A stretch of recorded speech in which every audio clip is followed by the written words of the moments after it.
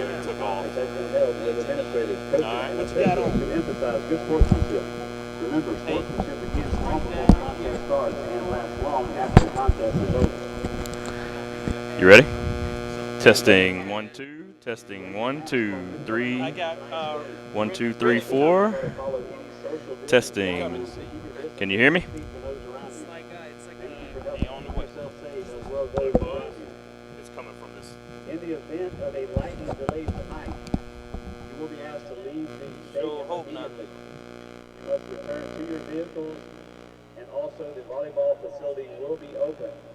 As if we have a lightning delay, you will be asked to leave the area immediately. Thank you. Is that better? Yeah. It does that sometimes. Have to wiggle the wires and get them just right. You ready? Well, John was testing the audio. You want to talk to him? Mic check. Mic check. 1 2 3. His down a little bit.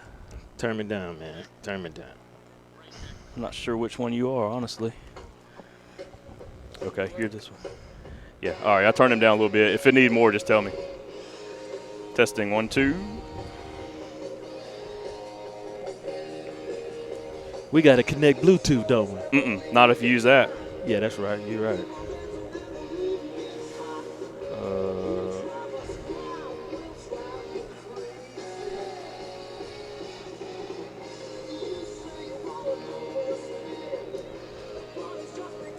Hear it? Hey, is this the radio station? Is this 92.7 The Score? Okay. Hey, this is Jerome and Charlie calling in for the game. About 3 minutes. 6, yes, if that's possible. And just who are you? Yeah. Anna Paul. Anna, Paul. Oh, you're the daughter. Paul. Oh. You're the man's daughter. The man's daughter. The Look, boss's she daughter. said, uh-huh. The like, real boss. uh-huh. Well, oh, you'll be fine. You'll be fine. I'm sure of it. You'll be fine.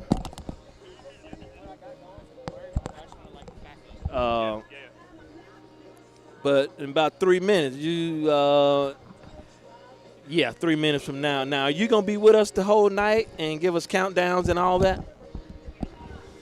Okay, so when we go to break, what we like to hear say is, hey, you're coming back in 3, 2, 1, then we connect.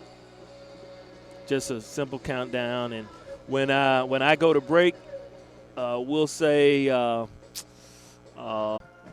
Grove High School in West Hattiesburg. I'm Jerome Brown, and joining me in the broadcast booth is Charlie Rogers, and our sideline reporter is Chad Davis. We're getting set for what has been labeled the Battle for the Berg. This pregame show is brought to you by Powerade. Get game day ready. Charlie, last week the Tigers faced off with Laurel and was victorious against the Golden Tornadoes in a 26-12 defensive effort and bringing home the Little Brown Jug. They did. They brought it back to where it belongs. Mayor Barker said, hey, this thing, its preferred location is what he said. I like it. Preferred location is Hattiesburg, Mississippi. It's been here 5 of the last 6 years, and they brought it back this year. And 26-12 victory that was all about the defense, Jerome. Offense made a few plays and did their part, but the defense had 8 turnovers. Walt Thompson was a big part of that, had 3 interceptions, and recovered a sky kick that wasn't recovered by the receiving team. And it was just an exciting game last week, a game that really surprised a lot of people around the state. I've seen lots of reports, people really surprised about that. And so it was a great test and a great win there for the Tigers. And they got another big test tonight, Jerome. Yeah, indeed. Like I said, we're in West Hattiesburg, and so, of course, that means Oak Grove. And we know the history between these two. And looking throughout the time elapsed that they played, they've met each other 20 times. This will be the 20th meeting for these two. And what we'll do is we're going to go take a break. We're going to talk about the game afterwards. And let's give our sponsors a shout-out, Coca-Cola, The First, National Banking Association, Forest General Hospital, City of Hattiesburg, Forest County Board of Supervisors, and First Bank. Paint Companies, Walk On Bistro's Bar, Haver Pest Control, Southeast Mississippi Rural Health Initiative, and Jackson Hewitt Tax Service. This is Hattiesburg Tiger football back in 60 seconds.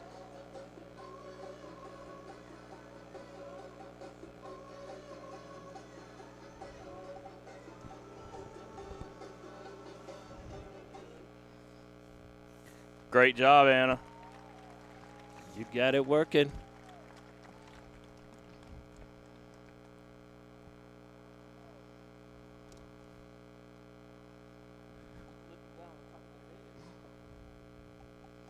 The Oak Grove alma mater will be sung tonight by the Oak Grove High School Women's Choir.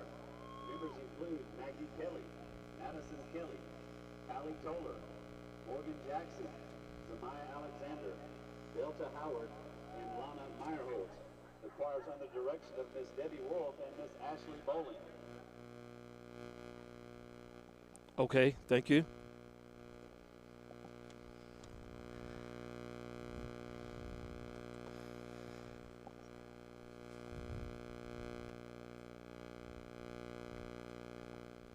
Welcome back to Oak Grove High School in West Hattiesburg. This pregame show is brought to you by Powerade. Get game day ready. Do want to highlight our nonprofit partner tonight, United Way. For 85 years, the United Way has stood tall in our community, supporting the needs of our citizens. At this time, they are beginning their campaign to reach out to donors in an effort to continue to provide those needed support services in our community. Please consider giving in your workplace campaign and contacting them for more information at 601-545-7141 for more details. Again, the rivalry has been labeled the Battle for the Bird. Both teams comes in 1-0 on the year, with Oak Grove having a victory over Gulfport, 52-29.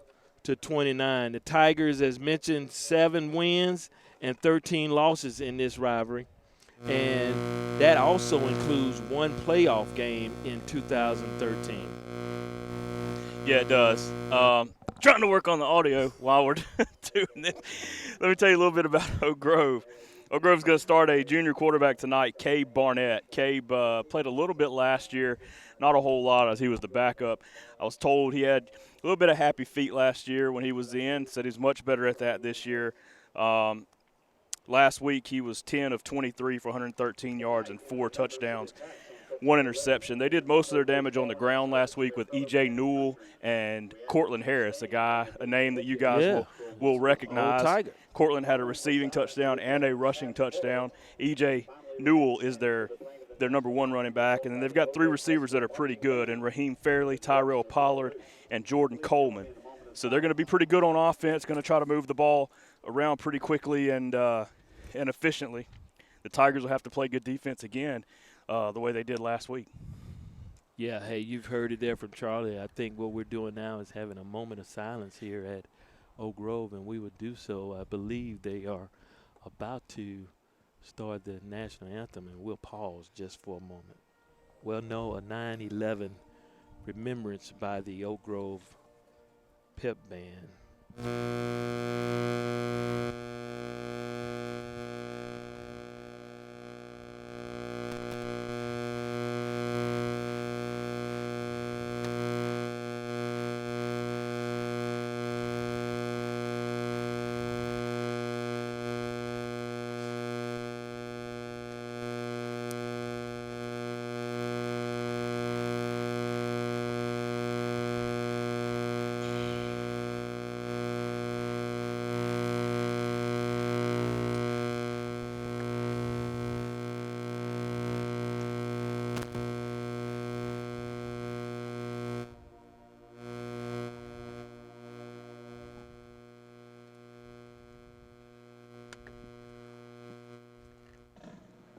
And now the national anthem.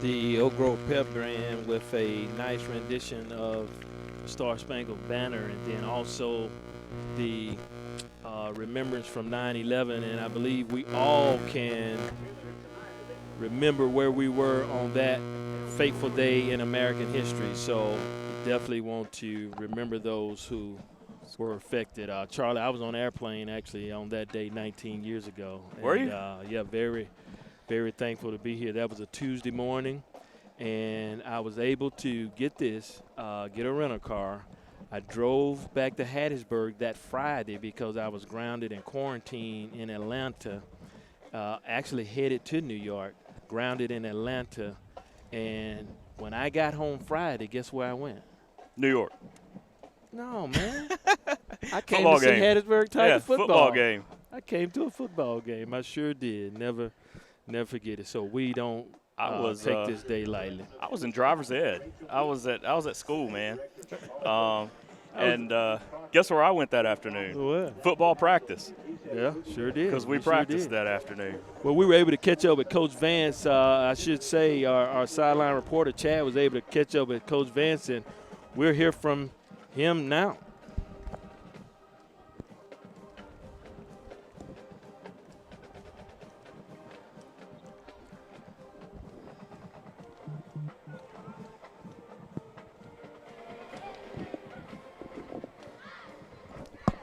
Turn it up on here. Turn it up.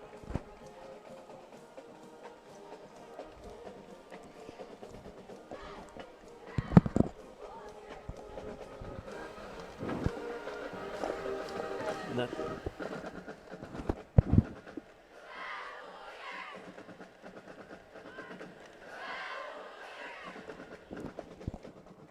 They went to commercial. We went to a commercial. We can't get it, so it was a little low. I turned that off. Oh, you did. I can't make it stop doing that. So are we not gonna be able to get him?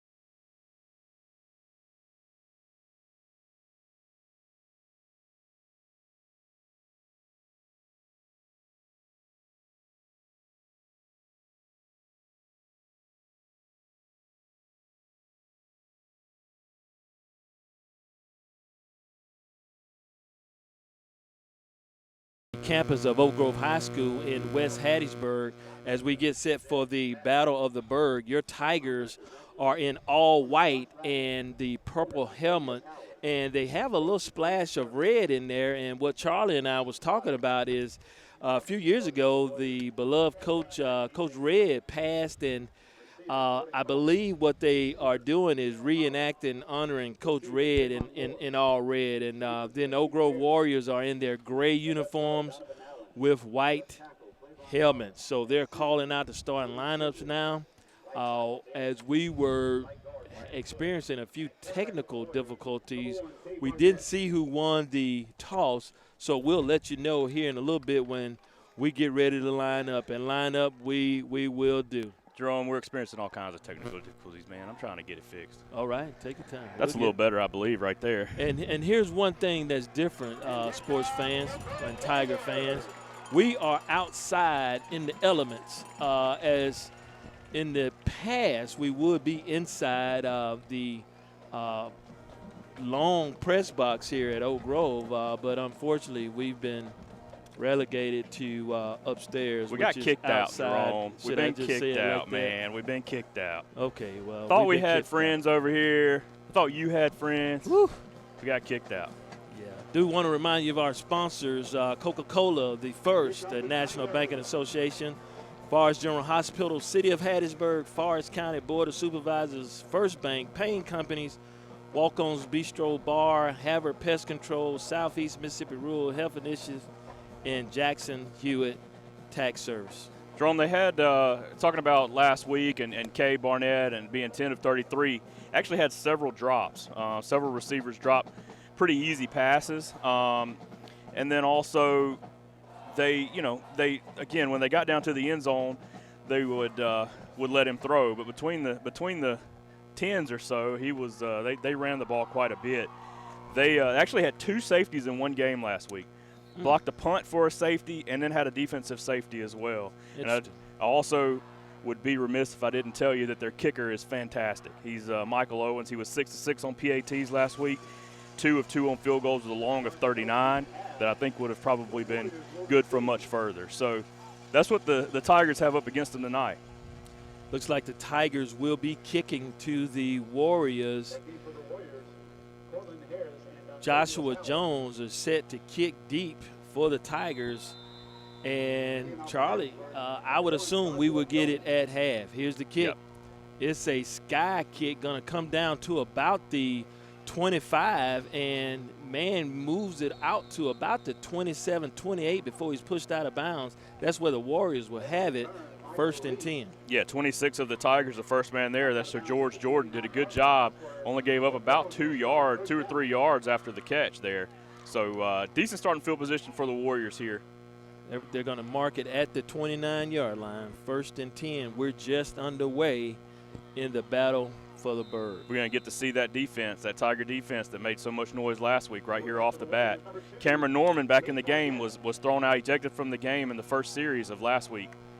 He's playing tonight. Warriors come out with trips left, double out wide receivers to the right. There's a man in the seam right underneath number 3 with the reception for about a 7-yard pickup to Moore.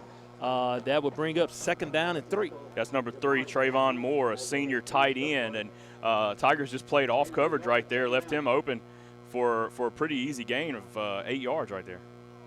2nd down and 3 for the Warriors. There's an inside handoff. Man's going to bounce it out to the left side. It's going to be in Tiger territory. He's going to be hit and stacked up at about the 41-yard line, and that's Cortland Harris, who we talked about earlier. That is Cortland Harris, and a little bit of bad blood between these teams, or between Cortland and the Tigers. I think there was some jawing back and forth this week, and we'll get to see how that plays out tonight. But I know the Tigers don't mind hitting Cortland tonight. Cortland was a Hattiesburg Tiger the last 3 seasons and opted to go out here his senior year. There's a handoff again right up the middle, actually, from the wide receiver position out to about a 8-yard pickup again there, Charlie. Yeah, that time E.J. Newell, I believe, on the carry. That's their number 1 guy. He had 14 carries for 87 yards last week. So it's going to be 2nd down and 2 for the Warriors. Ball is now placed at the Tiger 33-yard line. Warriors moving the ball pretty well so far. Tigers almost coming on the hard count. They stay home, no call. Double out wide receivers.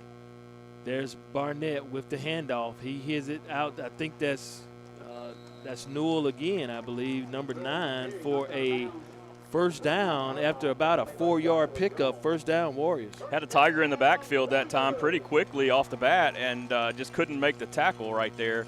I think that might have been 99, and we said last week 99 is Lemuel Eccles. He wears 2 different jerseys. Ball's now set at the 29-yard line. Warriors 1st down. There's Barnett with the option read again, just a handoff to Newell for about a 5-yard pickup, and that run game has been pretty successful so far for the Warriors, John. Yeah, this is kind of what we saw last week. Run, and then when you get close to the end zone, let Barnett pass it. So we'll see what they do now that they're getting a little closer down here at the 25-yard line now. 2nd down and 5 to go. Ball's now setting on the 25-yard line. 2nd down and 5. Barnett's in the shotgun, 1 receiver to the back. He does the read option, and it's Cortland Harris. He fakes right, comes back left, and is going to be all the way down to the 1-yard line after a pretty good run by Harris. 1st and goal for the Warriors. Yeah, it was a cutback play. Was designed to go to the right. Everybody went to the right, and Harris decided to go back to the left, and he was the only one. Walton Thompson made the touchdown-saving tackle right there at the 2. So the Warriors are set up inside the 5-yard line here. 1st and goal, Warriors. Barnett's in the shotgun, 2 men to his left. There's a handoff to Cortland Harris, and he's stopped at the 1-yard line, kind of cut under him and flipped. So hope he's okay. Did a bit of a flip right there. That was Joshua Jones came in and took him out low, and right there at the goal line, that's what you got to do. You don't want to get caught up high with a running back. He's got a full head of steam, and you don't. Good Want to get tackle him by low. the Tigers. 2nd down and goal here. Barnett in the gun again and does it again. Hands off to Harris, and he breaks the plane for a Warrior touchdown. Yeah, that's Cortland Harris on the touchdown right there for the Warriors. That's got to sting a little bit for the Tigers, but they'll have an opportunity to come back and score one of their own here. Yeah, that's a 76-yard drive there for the Warriors. 66-yard drive for the Warriors. Very good drive there for the Warriors. They didn't have to. I don't think they threw it at all. All runs. All run plays. 7 runs. There's the kick. It is up. It is through. It is good. Warriors lead 7-0 on the Tigers. You're listening to Tiger Football. We'll be right back in 60 seconds.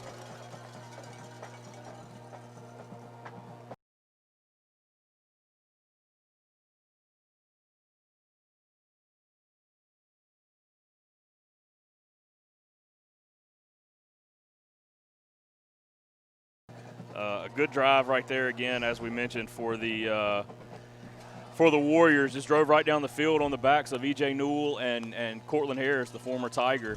And man, they didn't struggle at all. I mean, it was big gain after big gain right there for the Warriors. Just a question, Charlie. You may know this, may not. What are the rules here? Is it 25% or is it 2 per ticket here? Does anybody know that? And what about Tiger fans? Is that the same, or do we know? The Tiger fans, Coach Vance said they had I think about 350 tickets allotted to them, and then that's more than 2 per. Yeah. Participant. And they and Oak Grove told them if they had any left over, they would let them have them. But I doubt they had any left over. Okay. Quite a few students here. Here's the kick, and it is gonna go deep. And Charlie, it went out of bounds. And if he'd have kept it straight, it may have been 5 yards deep into the end zone. So, mistake there by the Warriors going to get the Tigers the ball out to the 35. One thing you can say about Oak Grove is their student section. They always have a very live student section. And it is packed. They show up and they are engaged the entire game. They always are. No socially distancing there. No, they're all over each other. Write that one down, Charlie. Yeah. This COVID-19, man, wow. It's been a crazy year. Tiger offense is coming on the field. And looks like J.J. Powell is going to get the nod again for the starting quarterback. We was thinking we may see Jordan Willis, but obviously he may still be injured. It may be. He had a shoulder deal last week, was available if they needed him. Stood on the sideline the entire game. We can check with Chad here if he knows, but that may be the case tonight too. He may be available if needed.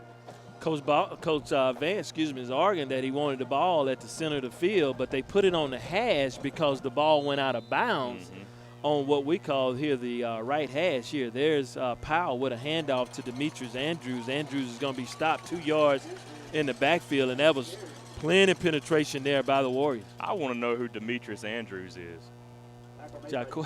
Andrews.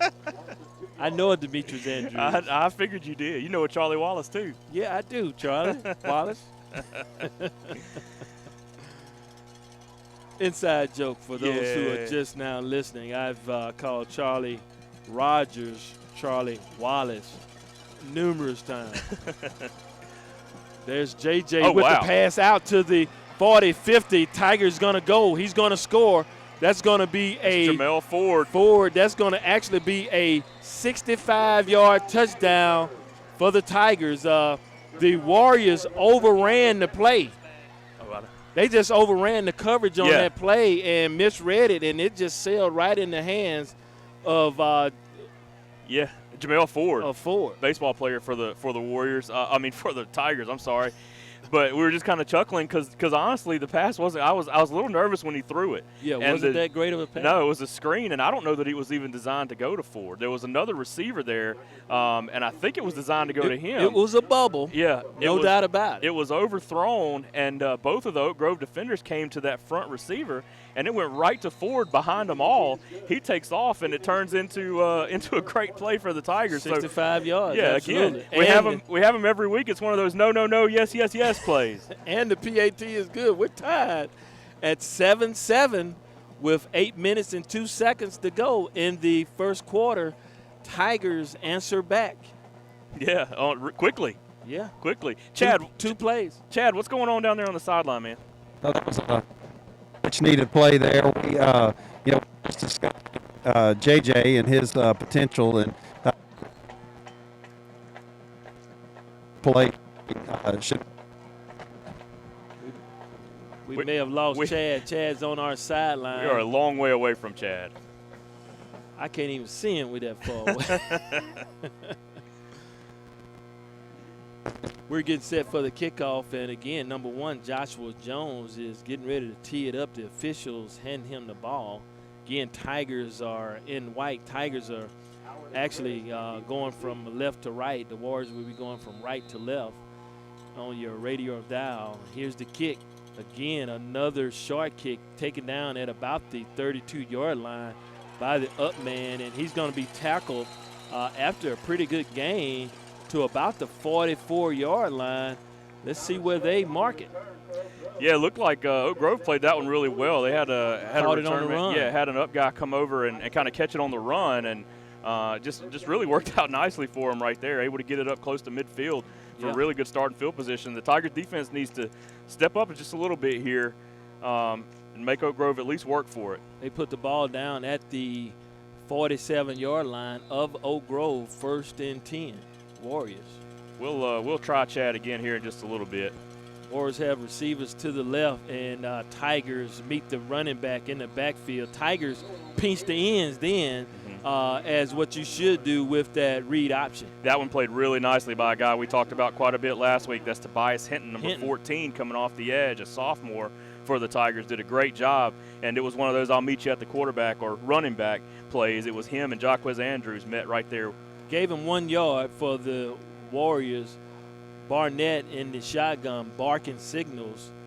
Tigers almost jump off sides, and Barnett is going to make his first throw of the night. There's a pass underneath out to the receiver, and he's still on his feet, and he's going to go in and score.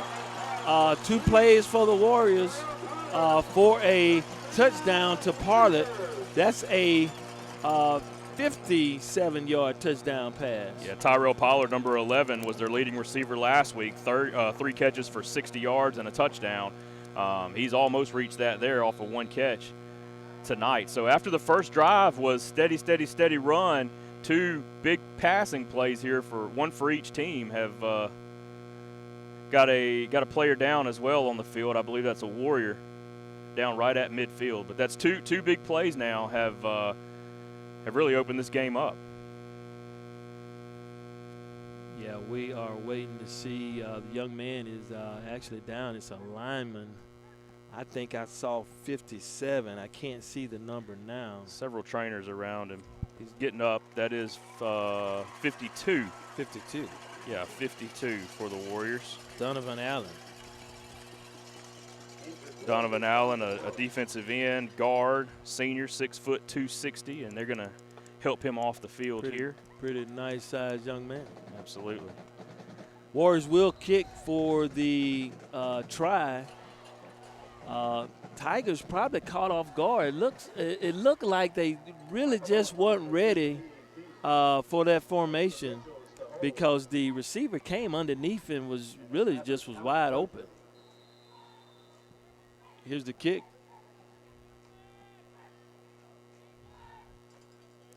Snap is up, it's down, and it is through.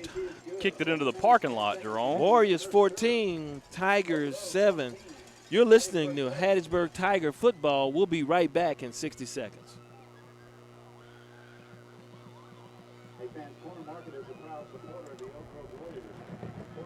Can y'all hear me?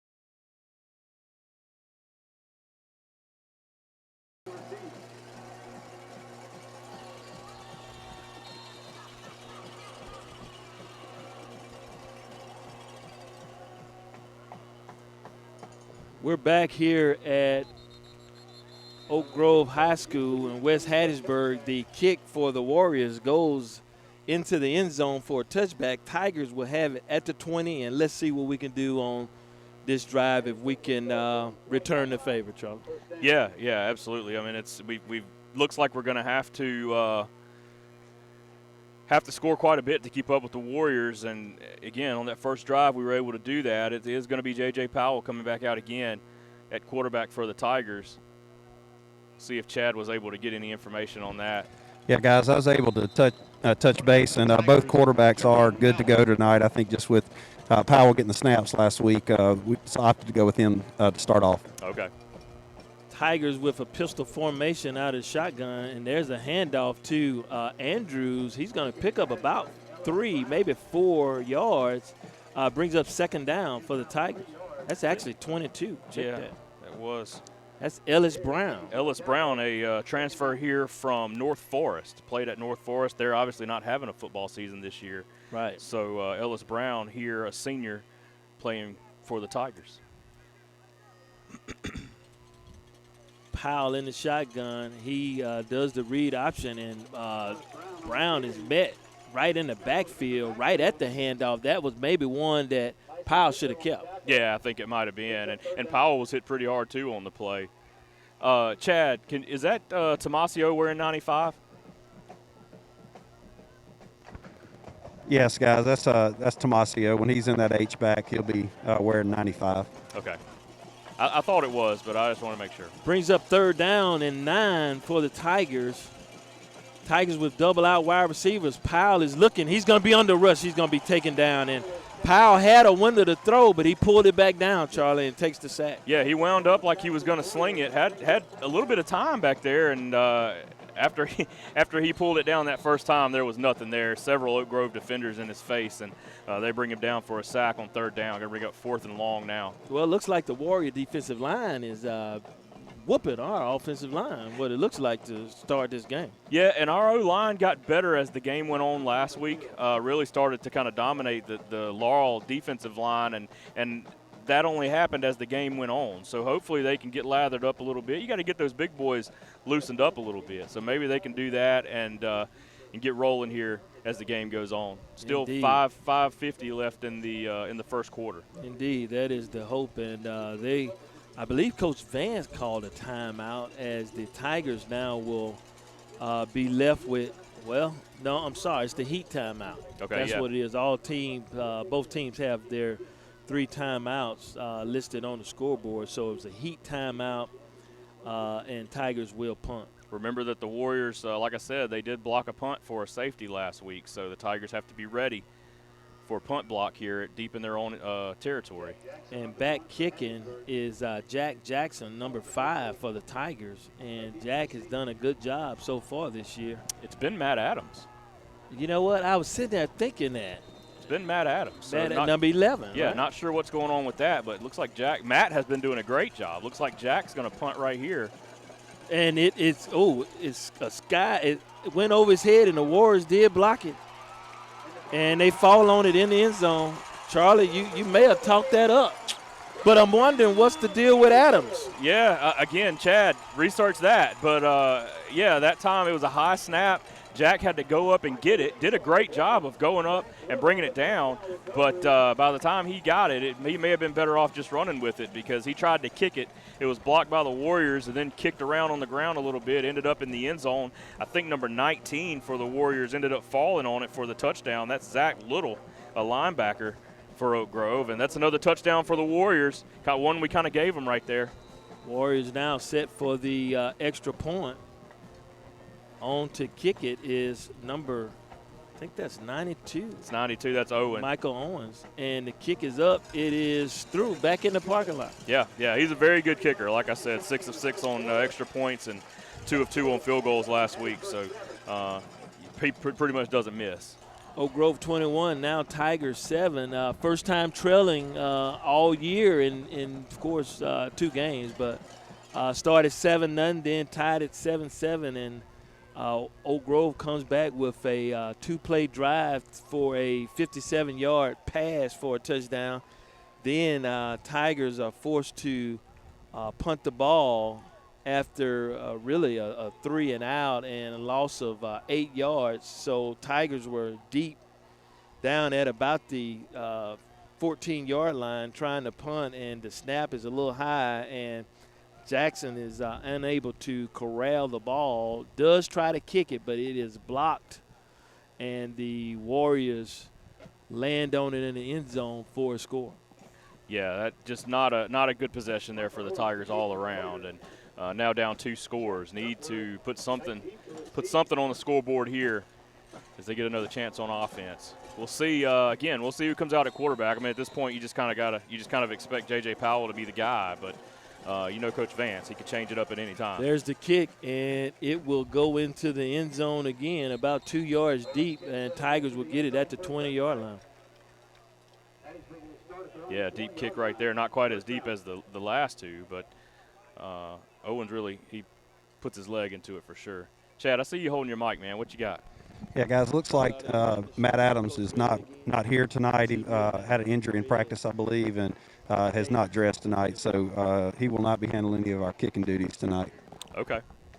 Yeah, was able to confirm the red shirts are for Coach Red. Derek Jarvis, remembering Derek Jarvis, are the Hattiesburg Tigers.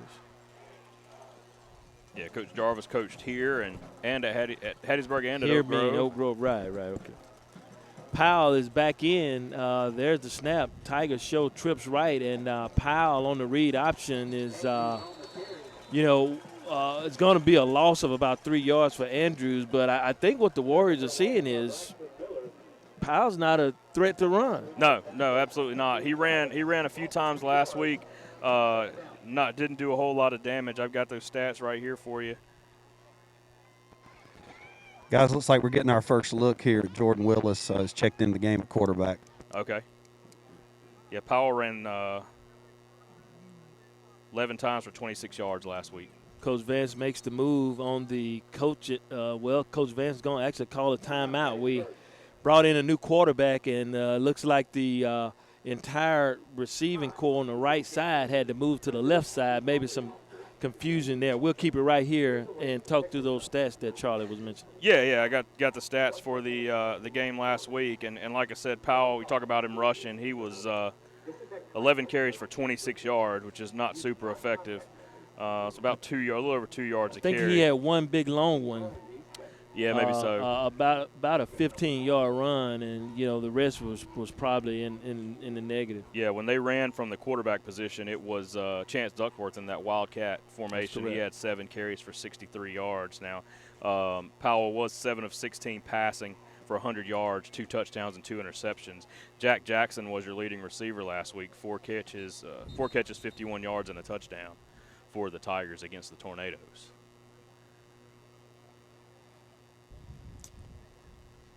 Tigers are showing that Jordan Willis is back and will be under center or in shotgun for that matter. To his left is going to be Andrews. Tigers show trips right on the right side. There he is. It's going to be an option, and he takes off running his first play, and he's going to have a Tiger first down, about a 14-yard pickup by Willis, and you immediately see a different style right there from Coach Vance. Absolutely, and the Warriors are not expecting that. They left that right side wide open. Willis was able to take it and go with it a little bit quicker probably than Powell does. Also, Willis maybe a little bit better decision maker as well in the backfield. Tigers are going to show trips to the left and now no one to the right, so maybe they're going to run this back to the right side, same play. There's the handoff right up the middle, maybe 2 yards picked up by Andrews there for the Tigers. You saw Willis go around that left side like he had the ball, so you'll see that. You'll see him play off of that again at some point in this game, I guarantee it. Absolutely. And you need that dimension out here, the way those Warriors are pinching in and coming in on the Tigers. So trips left now for the Warriors. Tigers are going from left to right, and we're going to have encroachment on the Warriors, and Tigers will get a free 5. Give Nehemiah Dantzler right there an award for his acting did a great job when he was touched by a Warrior defender to throw himself into the backfield Throw himself, Charlie? dramatically. Man, wow. He needs to be on Dancing with the Stars or something. Nice kid. I'm wondering if he's in the award-winning debate and drama team that we have at He's got to be. Hattiesburg High. If he's not, they need to sign him up. Right, sign that young man up. He is Tigers the now center with for the Tigers. The Tigers now with a short field ball set at the 39-yard line of the Tigers. 2nd down and 3. There's Willis. He's actually going to keep it, and they get him for maybe a yard loss. Going to bring up 3rd down and 4. Yeah, hole closed up really quickly right there. I thought he had some room to I run did too. initially, and the Warriors closed that down really quick. But you mentioned the play before, how the interior defensive line is kind of pinching down inside. We talked about that last week too. Laurel did that. They got to where they were really closing everything down inside, shutting down that inside running game. That's when you would see Chance Duckworth come in at that Wildcat or Wild Tiger formation and run it outside, and had a lot of success with that last week. We may see some of that this week. Trips left for the Tigers. Tigers are going from left to right, and there he is, actually a pass. It just falls right out of the hands of the intended receiver. That's number 1, Jones. Yeah. And going to bring up 4th down. Tigers going to have to punt. It was a little high, but, they always say if you can get your hands on it, you should catch it. And Joshua Jones had it in his hands, just wasn't able to bring it in. Would have been a 1st down, I believe. Jack Jackson said again to punt. Tigers will punt from the 38-yard line. Now watch the fake here. They ran it one time last week. Watch it here. There it is. There's the snap, and the kick is going to go straight up in the air. Let's see if it takes a Tiger bounce. It starts to, and it's going to get about at the 42, 43-yard line. That's where the Warriors will have it in their own territory. So really didn't get a good flip right there on that possession for the Tigers. No, that's where you miss your punter. Matt Adams has done a great job so far this season in the scrimmage game against Petal, and then also in the first game of the season last year against Laurel. Did a great job flipping the field, causing some turnovers, doing really good things at the punter position. You miss that when he's not around. Still don't see the intensity from the Tigers either. No, it seems like there's not a whole lot of emotion going into this rivalry game. There's the handoff from Barnett to Cortland Harris, and he's dragged down from behind after about a 4-yard pickup. Hard running there by Harris. We were a little concerned earlier, and maybe still a little bit about the weather, but John Arender, our technical everything, was just checking the weather for us, and looks like we're going to be good, Jerome. I think we're going to be in the clear. Most of that weather has gone to the west of us. Harris comes up with a limp and is being pushed off the field, actually in his own power. Warriors with double out. Oh, that's going to be encroachment. Number 9 for the Tigers is going to go offside. That's Ishman. Going to give the Warriors 5 yards, and it's going to be close to a 1st down. Let's see where they mark it. Like Coach Vance said last week, it's going to be a 1st down. They don't need our help. He said that about Laurel last week, but it's the same for Oak Grove now. I mean, they don't need our help, so we can't give them stuff like that. Brings the ball now into Tiger territory. Ball's at the 47-yard line. Barnett with the shotgun. He's going for it all. Has a receiver, just outran our receiver, and that's Andrew. That's actually number Norman. 7 back there. That's Cameron Norman. And he not backed sure off. what happened, Norman. No, he backed off. He was step for step with the receiver, and for some reason I thought he slowed down because the ball was going to come up short. I thought he was going to try to pick it, and he just slowed down in coverage right there and let the receiver run by him. So and listen, Jordan Coleman, the wide receiver, he just missed that one. yeah, it was right in his hands again, kind of like Joshua Jones was earlier.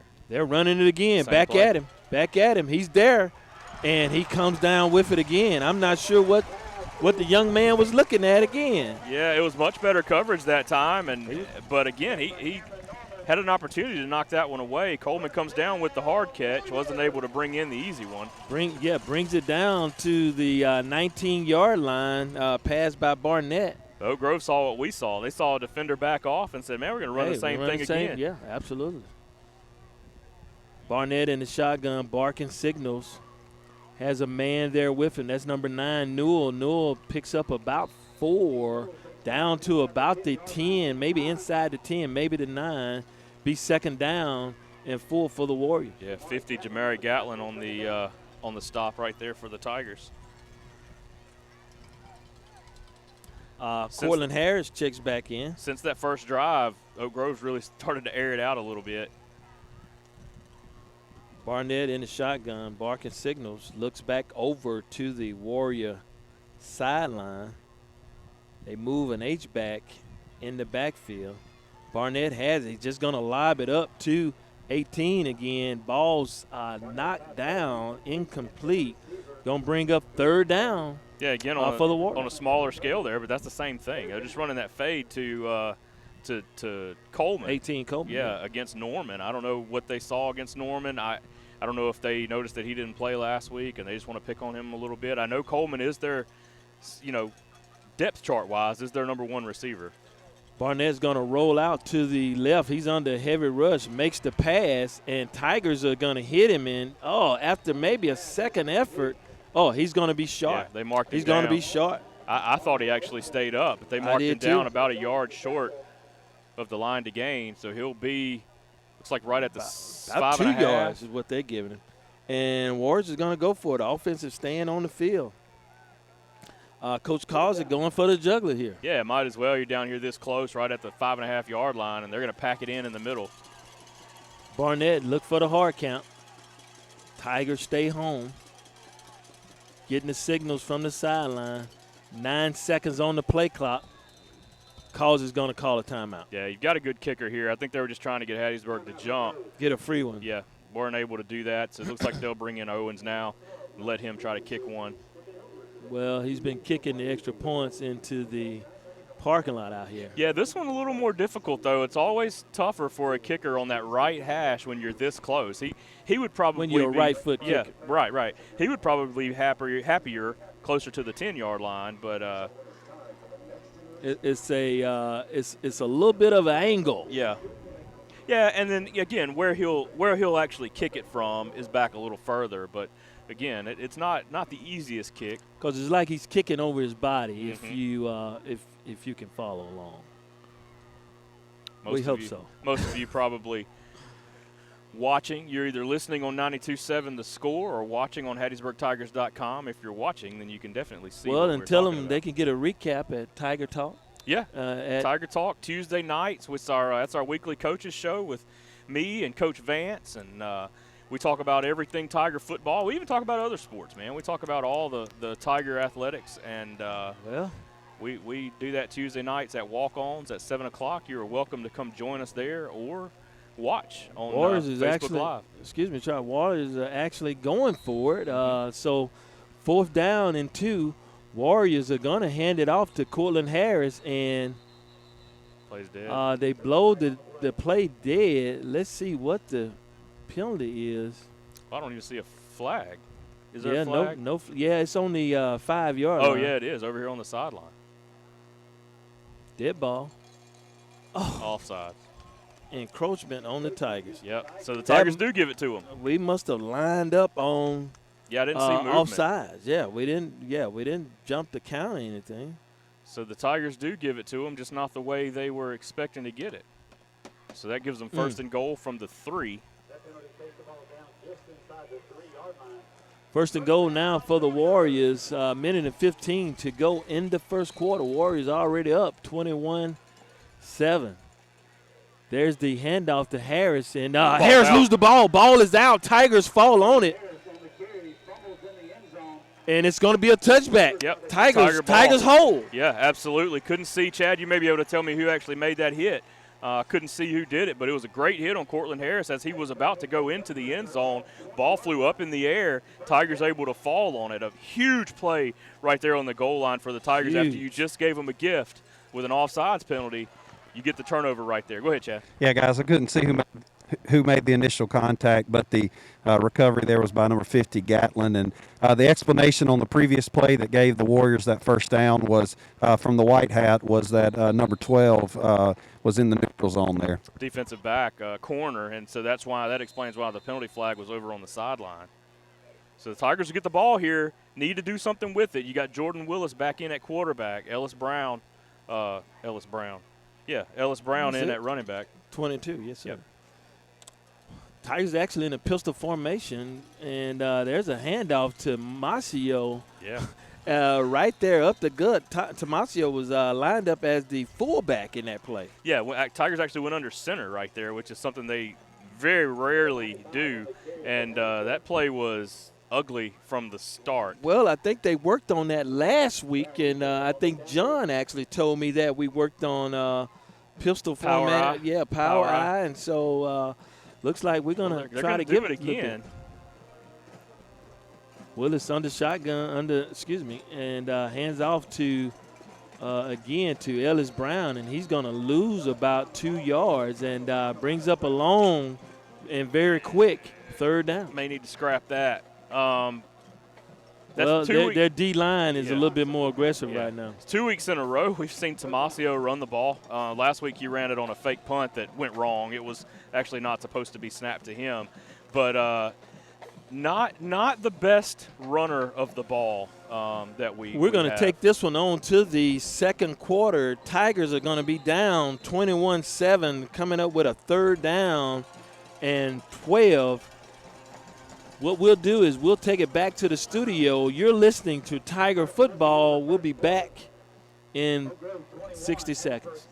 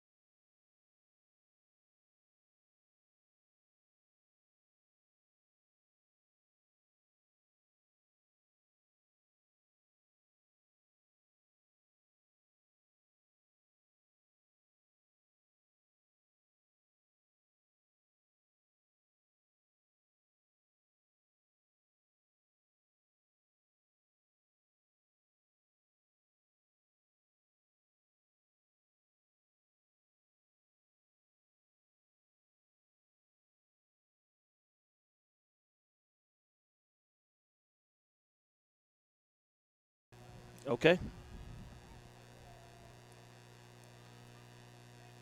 We're back here at Oak Grove High School in West Hattiesburg. Tigers trail 21-7. We're now about to start the second quarter.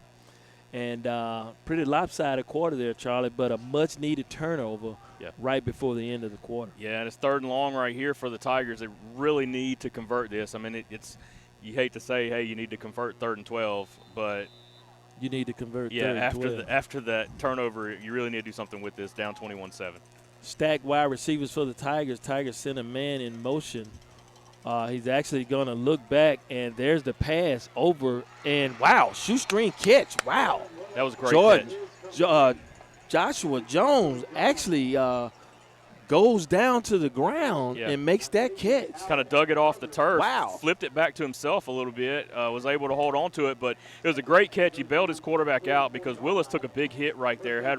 Had defenders in his face, just lets it go, and Joshua Jones located in the air, turns his kind of cuts his route off a little bit, turns to go get the ball, and does a great job of catching it. Double out wide receivers for the Tigers. Hard count for Willis. He's looking, checking to the sideline. I don't feel so bad about telling them they needed to convert 3rd and 12 now. Let's do it again. Willis is looking, and Willis makes a throw a little high there, going for the slot receiver there. That was I think that was Jackson again, or Johnson, excuse me. I think that was 12? No, I think it was Joshua Jones. I think Jones was in the slot. 12 was out there too, Walt Thompson. That's Thompson, yeah. I think Joshua Jones was the intended receiver, went over his head. It's a little bit high, and you got to remember this is Willis's first action, so maybe a little nerves right there. See if he can rein it in a little bit. 2nd down and 10 for the Tigers. Ball is sitting at the 44-yard line. There's Duckworth with an end of a round play, and he's going to be tackled and still stayed on his feet. Picks up about 4 yards there, and that's the spark plug we've talked about before. Yeah, Coach Vance calls him the spark plug. He's 5'6", 145, and last week when the offense died down or got stagnant at times, they would bring him in and he would spark them a little bit. That time, Oak Grove just closes so fast. That time I thought he had a nice lane around the right side. I thought it was going to be a first down for sure. Ended up only gaining about 3 yards, but they just closed so quickly on these guys. Even with that, it brings up 3rd down now for the Tigers, 3rd and about 7. Ball sitting on the 47. Willis rolls out to the right, and he's going to be hit as he thrown. And looked like they were going out to number 22, the wide receiver, the running back, and Tigers are going to have to punt. Yeah, Willis rolled out to his right, was looking to come back left, had a couple of receivers over here. Jack Jackson was not Jack Jackson, that was 13, Jeremiah Graves, had a couple of receivers over here on the backside. That's where he wanted to go. It's going to be a long throw. Yeah, had his arm hit as he threw it and just wasn't able to get anything on it. I'd say look for that fake here. Yeah, maybe so. If anything, 4th and 7 for the Tigers. There's the snap, and it is bobbled, and Tigers lose it. 2nd turnover there for the Tigers, Yes. both on the special teams game. Yeah, snap was good, I think, that time, or good enough, and Jack Jackson just not able to hold on to it. I think again. Vance is going to go for him now. I don't know. Not having your punter, not having your usual punter right there has hurt the Tigers twice now. One time gave up a touchdown, this time giving up great field position to the Warriors. Warriors going to have the ball at the Tiger 33-yard line, 1st and 10. So Tigers unable to take advantage of that turnover to get points. Tigers in a cover 2 defense. Warriors send a man in motion. The cover 2 is just going to let him run. And there's a catch out by number 18. Why not? I mean, Joshua Jones had an opportunity right there. I think that was a pick 6. I mean, to at least break the pass up, and he just ducked his shoulder. The receiver goes up over him and catches the ball. I mean, you've got to give a little more effort than that if you're going to play. Break that one up. Yeah, I mean, you got to at least try. It was one of those. I mean, it looked exactly like the Marcus Williams play for the Saints in the Vikings playoff game where they scored on the Hail Mary at the end. He just ducked his shoulder like he was going to make the hit and doesn't even touch the receiver. There's a handoff again by the Warriors. Harris out to the about the 10-yard line, I think is what they're going to give him. So it'll be 2nd down. And looks like they're going to give him about 3 yards. So 2nd down and 6. So they need to get to the 3 for a 1st down. You mentioned the lack of intensity. They almost look a little intimidated, Jerome. I don't know. It's one of those things that it looks like they're kind of scared to hit these guys. Barnett with the snap. He's going to leave it and almost tackled in the backfield. Tigers unable to take advantage of it. He's going to hit the man before he got the pile on. That's Walt Thompson with the touchdown saving tackle at the 1. Be 1st and goal for the Warriors. Again, Jaquez Andrews did a great job getting in the backfield right there, but there was nothing on the tackle attempt. I mean, he just threw an arm at him. If you get there, make a play. If you make that play in the backfield, you get to jump up and down with your teammates and celebrate. But instead, you throw an arm at him, and now they're at the 1-yard line. 1st and goal Warriors, 9 minutes to go in the 2nd quarter. Barnett in the shotgun. There's the snap. He's going to send it to the first man through. I think that's Newell. He's going to be stopped after about maybe a no gain there. Much better effort right there. That was Eastman that time. Brian Eastman comes in, makes the tackle for about a yard loss. That's what you got to get out of all 11 guys. 2nd down now for the Warriors, 2nd and goal. 8 minutes, 30 seconds to go. Harris now, Newell still in the backfield. Barnett takes the snap. He hands it to Newell. There's a penalty. It's going to be a false start on the Warriors, so they'll take him back. I'll back them up a little bit right there. False start on the Warriors. So helps out the Tigers right here, gives them a little bit more room to work with. That may be the Warriors' first penalty. I think so. I think you're right.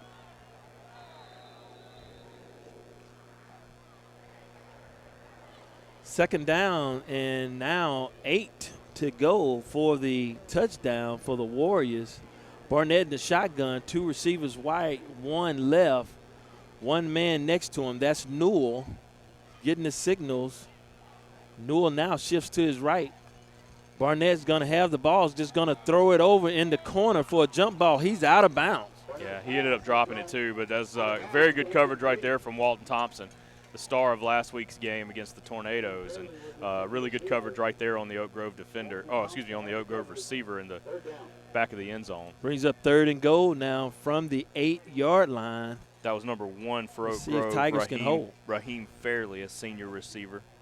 Fairley looks pretty tall out there too. It was just a jump ball. Yeah, Fairley had 6 catches last week. No, 1 catch for 6 yards, I'm sorry, and a touchdown. Double out wide receivers, both left and right. There's the play, and incomplete pass. Tigers put a little pressure on there. Andrews came out of the linebacker position and went straight toward Barnett, and he makes a bad throw, and Tigers hold. Yeah, that time it was intended for the ball was intended for E.J. I think that was E.J. Newell. Yeah, out of the backfield. Yeah, out of the backfield. Number 9 coming out of the backfield. The ball was thrown a little bit out in front of him. He wasn't able to bring it in. So good stop there for the Tigers. 92 Owens comes in for the kick. Ball's going to be on the left hash. Going to end up being a 17-yard kick. And it is good. It is through. And the Warriors takes advantage and gets 3 on the boards of the turnover. 24 Warriors, Tigers 7. It's better than what it was looking like it was going to be right there. So the Tigers do a good job, back them up, get helped by the false start penalty, and hold them there on 3rd down to force the field goal attempt. So it's 3-0 in the second quarter. Yes. You know, let's just look at it that way. Yep. 7:49 left in the half. This stadium was built about 10, 12 years ago. It was longer than that. It was longer than 10 because I've been down here for 10 years and it was here, so maybe 12. Well, so we talked about this is the 20th meeting, and the first couple of times we met, I know we were at the old field where the middle school is. Okay. Yeah. Yeah, back. I'm pointing. It's back the other way, back behind me.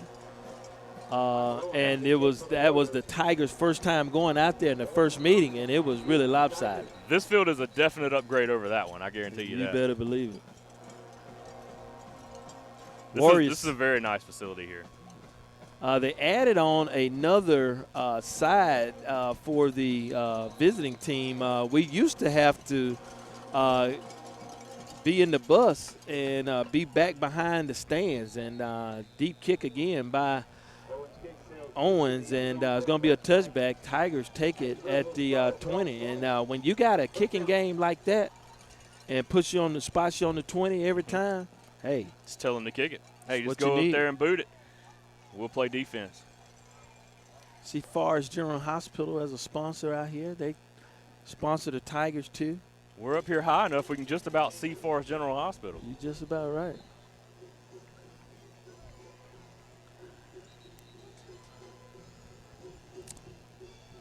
(24-7) Tigers trail. 7 minutes and 49 seconds to go in the half. Tigers do get the ball at half. We're at Oak Grove. Battle for the Bird. Jordan Willis back in at quarterback. It's like Ellis Brown beside him. Ellis is going to take it around the end and is going to actually lose a yard there. And just hadn't seen that running game get off to the start that it needs. No, like I said, the Warriors just close so quickly. I mean, they've got some athletes out here. They've got some speed on defense. And if you try to stretch it out too far, they close on you quick, and you're not going anywhere. So a 2-yard loss there for the Tigers on first down. Second down and 12 for the Tigers. 7 minutes and 20 seconds to go in the half. Tigers trying to conserve some time, I would imagine.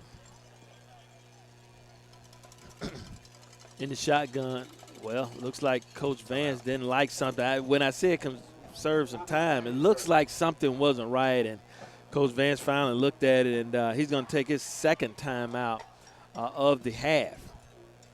Yeah, it's better at this point to be safe, know what you're calling, know what you're doing. You want to make the most of every play, every snap opportunity. At this point in the game, Tigers backed up in their own territory at the 18-yard line, trying to make something happen, trying to get on the board and make this game a little bit closer. The weather's not too bad right now, man. No. We're worried about rain. We got a little breeze up here.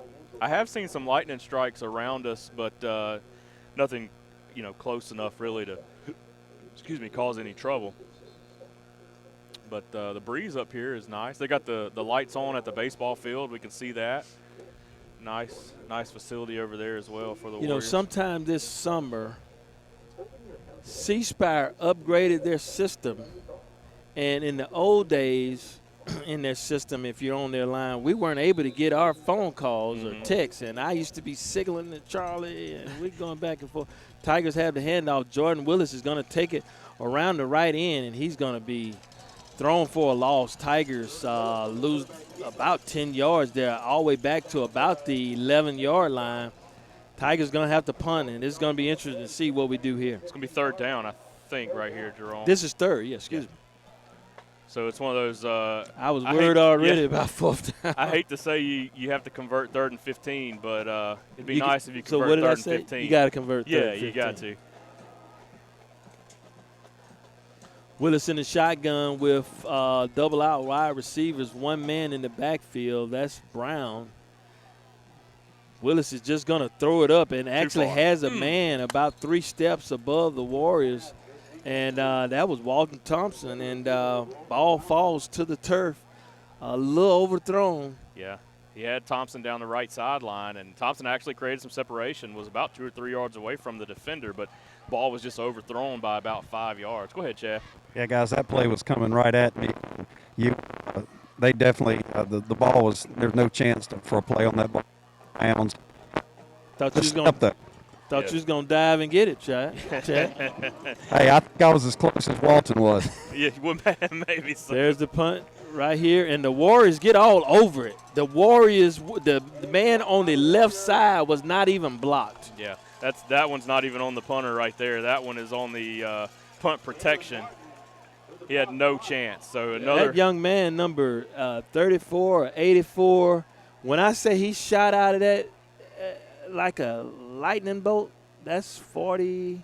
Man, I can't see these numbers. Is it 40? Was it 45 right here? It's the kid right here. Oh, right here. I think it's 34. If it's 34, that is that would be Kendall Barney. He's a senior running back. Going to bring up a 1st and goal for the Warriors. Ball's going to be set on the 5-yard line. Special teams has hurt tonight. Barnett in the shotgun, hands it off to Cortland Harris. He spins and makes a Tiger miss, and actually Turf Monster got him. Yeah, it did. Going to bring up 2nd and goal. Ball's going to be inside the 2. Tigers did a better job there swarming to the ball. I mean, they had guys around him, so a little bit better effort here since I got onto him earlier. Barnett with the snap. He has it and is met in the backfield. Harrison, wow, he's still running hard and actually bows his way in for a Warrior touchdown. And Warriors strike again, Charlie. Yeah, 42 Jonathan Keys had him in the backfield, hit him, made a nice hit on him, wasn't able to hold on. Harris was able to spin away and get in the end zone for the touchdown right there. Good strong run by the Warrior running back. At the half, at the what am I trying to say? Second quarter is 30. And with the extra point pending, Tigers 7. Michael Owens on to attempt the PAT on the hold with Foster Mitchell. Alex Rozier to snap. Be offsides on the Tigers right there, so that'll move Take them every up. advantage we can, sir. They're going to decline it, so they'll take the extra point, I believe. The official signaled that asked him if he wanted to decline it. Yeah, they're going to decline it.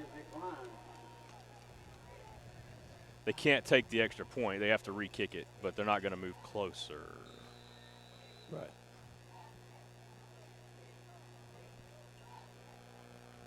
Owen set to kick. Snap is down, kick is up. It is through. It is good. That was a better kick anyway. With 5 minutes, 32 seconds remaining in the first half. Oak Grove 31, Hattiesburg 7. Oak Grove got a lot of folks here. You know, we talked about capacity regulations and such, but they got a lot of folks here, man. It's not full like it normally is, but it's not empty.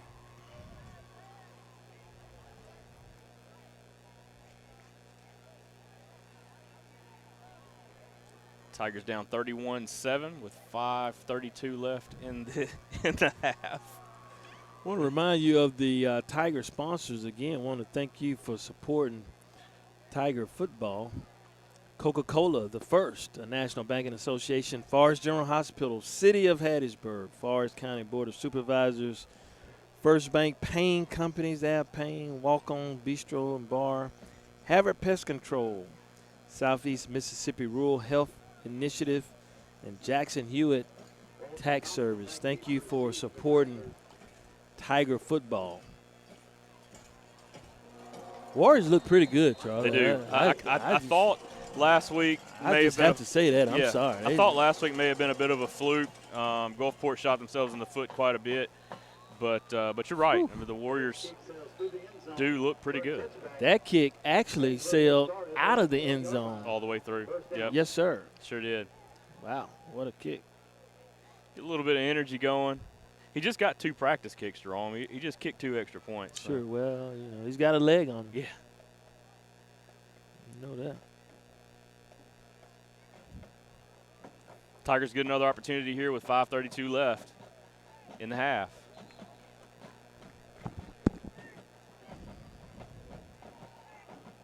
And Powell is back in at quarterback.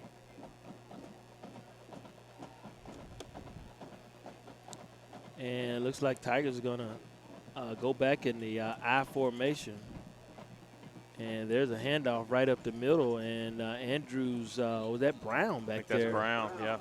We're seeing Kinda Brown. makes a jump cut yeah, there. Andrews rushed the ball last week for over 100 yards, 107 yards, I believe. And Heat timeout. and maybe suffering a little bit with some tightness, and he's playing defense as well, so maybe giving him a little bit of a break, not going both ways here.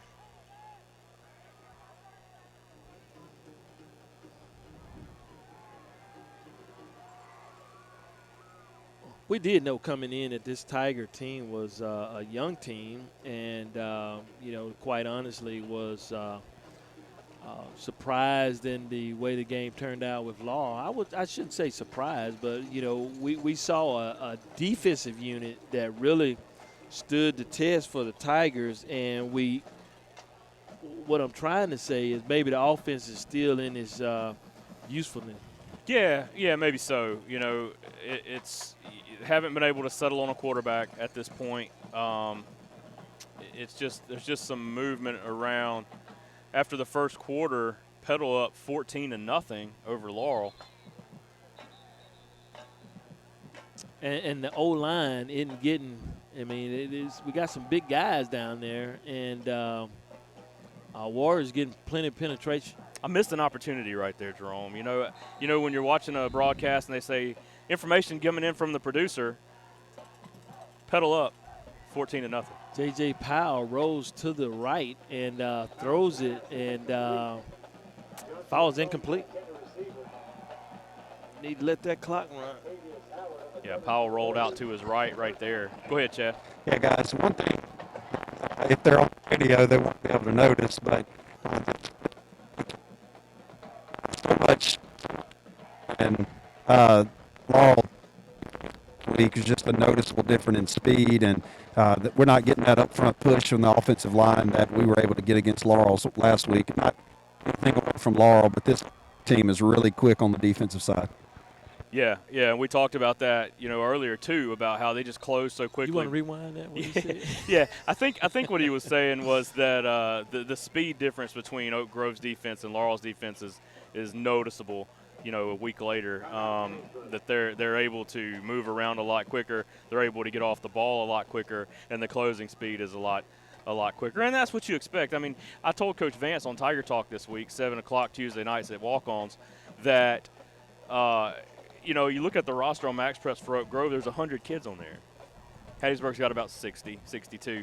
There's 100 kids. You got 100 kids. You're going to find some fast ones. Sure. You're going to find some athletic ones, and this is a 6A school, and you don't want to make nobody making excuses, but they're gonna have athletes, and their defensive speed is going to be a little bit better, a little bit faster than most of your 5A schools.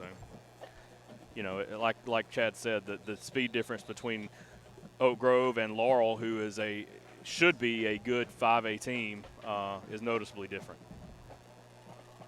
Well put. Thanks, I didn't hear all that, but okay. Yeah, I was just rambling.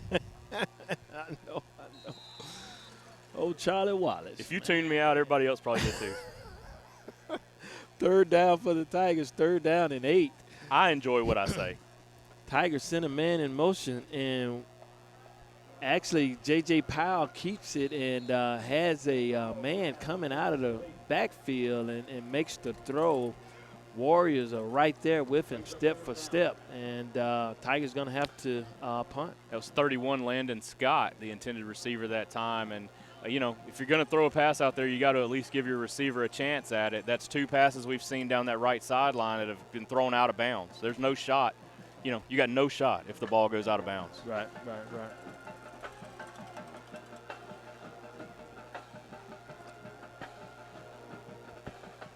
Tigers will punt again, or they'll try to. That's right. We've only seen 1 successful punt so far. They lay off and don't send a man to rush, and it is caught at the 50-yard line. Fair catch by number 86 for the Warriors. It was a better punt that time from Jack Jackson. Got to give him credit right there. He's been swarmed. He's had people in his face all night. The one punt he did get off went about 10 yards. So that time a much better punt. Puts the Warriors just across midfield. Does Coach Causey stay on the gas here, Charlie? Yeah. Oh yeah. Rivalry game. Hattiesburg. Yeah. Well, they scored 52 last week. The last time the Tigers were here, they stayed on the gas too. Beat the Warriors pretty bad. So. Sure did. Tigers missing assignment there. Man, actually with about an 8-yard gain there by Newell. Pass from Barnett, and under a lot of rush that time from the Tiger D-line. I think it might have been 51-7. John, you may be able to correct me on that one, but I think it was 51-7 the last time the Tigers came here. Here's your heat timeout. Well, I think somebody went down over there on the right sideline. Okay. John corrected me. My producer corrected me. 51-19 last time we were here. Well, I think we scored on a 99-yard touchdown pass. I think so. To Jordan Murphy. No, it wasn't Jordan Murphy. This was the year after Jordan Murphy. So this was Snoop. This was Snoop's senior year. Number 1. Ruffin.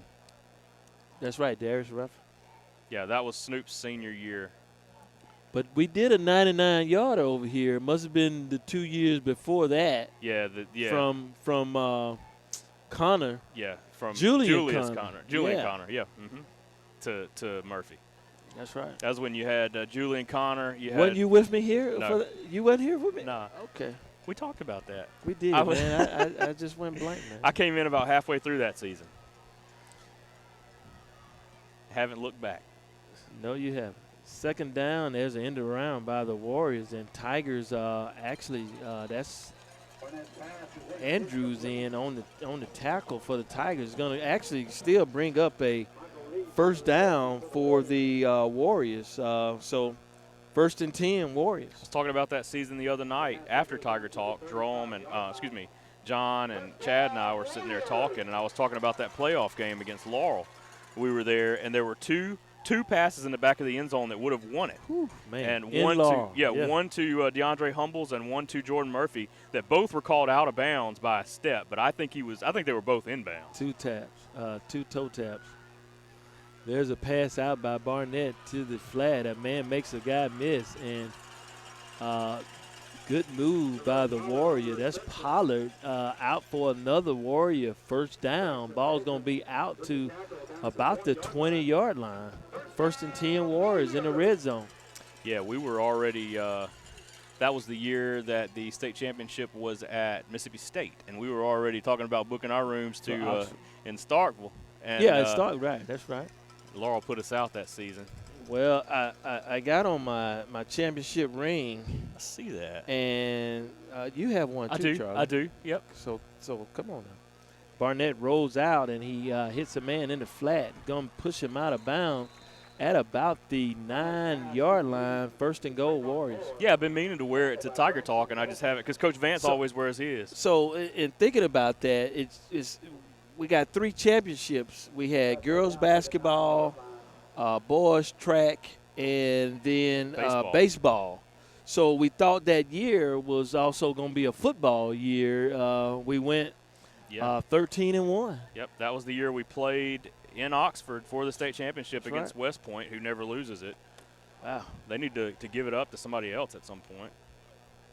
There's a handoff to Newell. He makes a man miss. Pushes the A button on the joystick. Yeah. And it's going to be in. Actually, check that. That's Howard. Going to get him right at about the 5, maybe the 6-yard line. Newell in now. Just tagged him out right there. So Newell will get an opportunity here. 2nd down and goal from the 6. 3 minutes and 5 seconds to go in the half. Barnett in the shotgun is going to hand it off, almost blown up in the backfield. Barnett keeps it and going to go in and cross the end zone. Warriors score. Another unanswered score for the Warrior. Yes, Brian Eastman that time got in the backfield, had an opportunity to really blow that play up. Almost took the handoff. I thought he did. Right there, and just missed the tackle, and Newell able to take it into the end zone. So that's one of those deals where you get there, you got to make that tackle, or that's what you get. You know, that's what happens. So. What do you say at half, Charlie? I don't know. We'll see if Chad can listen in. Warriors set with Owens in for the PAT. There's a snap. Kick is up. It is through. It is good. Warriors now lead Tigers 38-7. You're listening to Tiger Football. We'll be right back in 60 seconds. 38, Hattiesburg 7.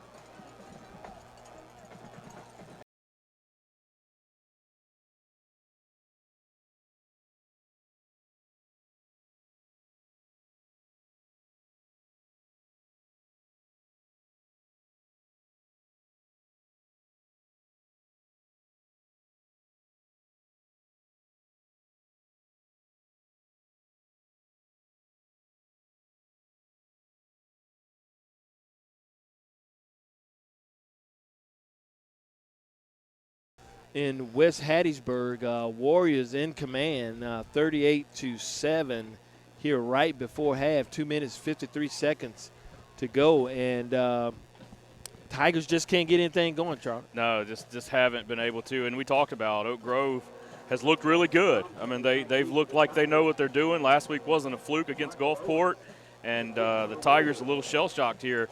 Came out, had the one big play, and just haven't really been able to do anything since then. Oak Grove came out, ran the ball all the way down the field for, several play, probably 10, 15 play drive down the field to score. And since then, though, they've really opened up the offense. On with a kick sails into the end zone. Tigers will take it from the 20-yard line. 1st and 10 Tigers with 2 minutes, 53 seconds to go in the half. And Charlie did say what you say to him at half, and you really encourage him. You tell him to keep fighting. And one thing you say, if they can score 38, we can score 38. Yeah. I mean, Oh, that's yeah. true. Yeah, that's not quite what I said, but close. Yeah, maybe a difference in one sentence. Pretty close. That's what I meant anyway. Yeah. Tigers showing trips to the left side. Tigers going from right to left on your radio dial. There's the snap. Powell is in, and Powell runs to the right, and Powell's going to be stopped for a loss of about 6 yards. Got a little limp going on as well. Running backs will change out. That Brown will come out. Brian Eastman, the transfer from Texas, will come in at running back. Ball's going to be pushed back to the 13-yard line.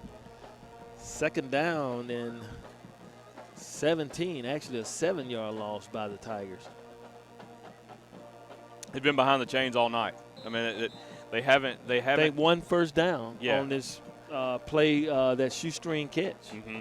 Yeah, they haven't had a good play on first down, and so they've just been behind the chains all night.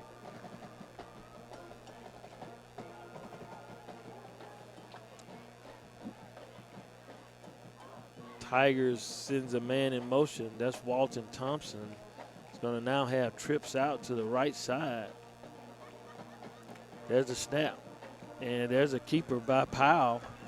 Powell's going to be cut down after about a 10-yard pickup.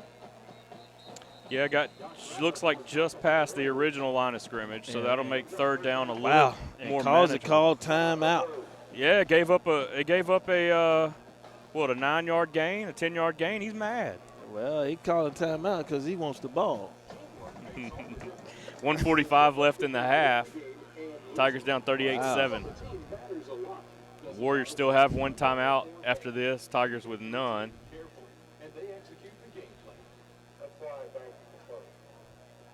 Jeff Bauer on the video board here. At the first. CEO Hoppy Cole. Hoppy Cole. You know them. Yeah. I don't know about Jeff Bauer. You know Hoppy Cole in the first. Hang out with him. Good group there. Brings up third down and 9. Tigers. Minute 45 to go in the half.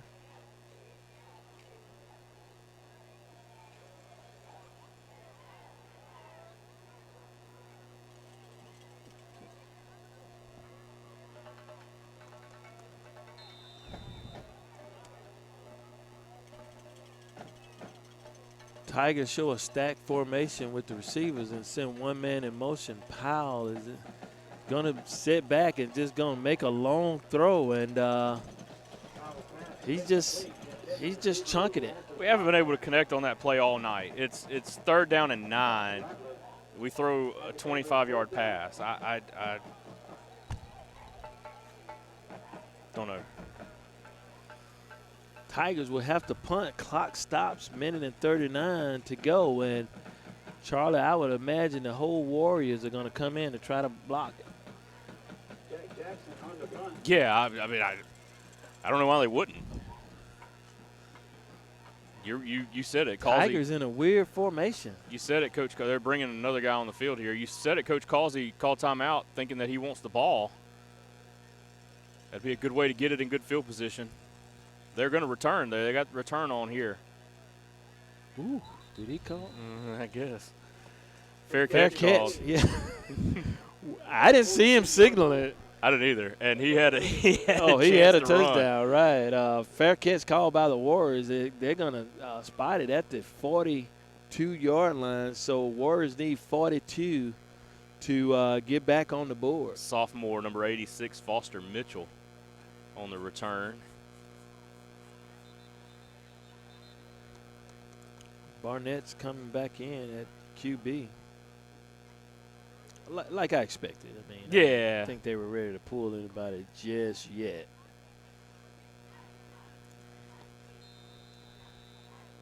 Tigers have Tigers still in the cover 2.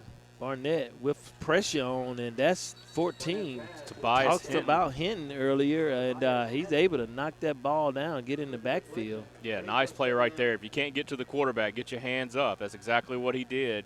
Still, he was probably 5 to 7 yards away from him, but just got his hands up in the air, and Kay Barnett threw it right into his chest.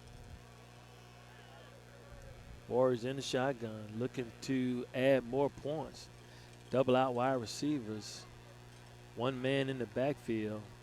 Barnett has the snap. He's looking. He's under a rush, and he's going to throw right in the middle of the field. Has a man wide open, and the Tigers missed the tackle. And he's going to go in for the touchdown. And it's going to be a penalty on the Tigers for tackling in the end zone. So they got the ball with a minute and 45 to go. And in 25 seconds, they score to go up 44-7. Touchdown will count. They're going to discuss whether they want to penalize it on the kick or the PAT. There was more effort on the tackle in the end zone than on the attempted tackle in the field of play. I mean, it's amazing. Personal foul against Hattiesburg. Touchdown is good. The penalty will be assessed on the kickoff. Penalty will be assessed on the kickoff, and that was unnecessary roughening. And if you have unnecessary roughness, you go to the barber studio, and they can take care of you out. That's right.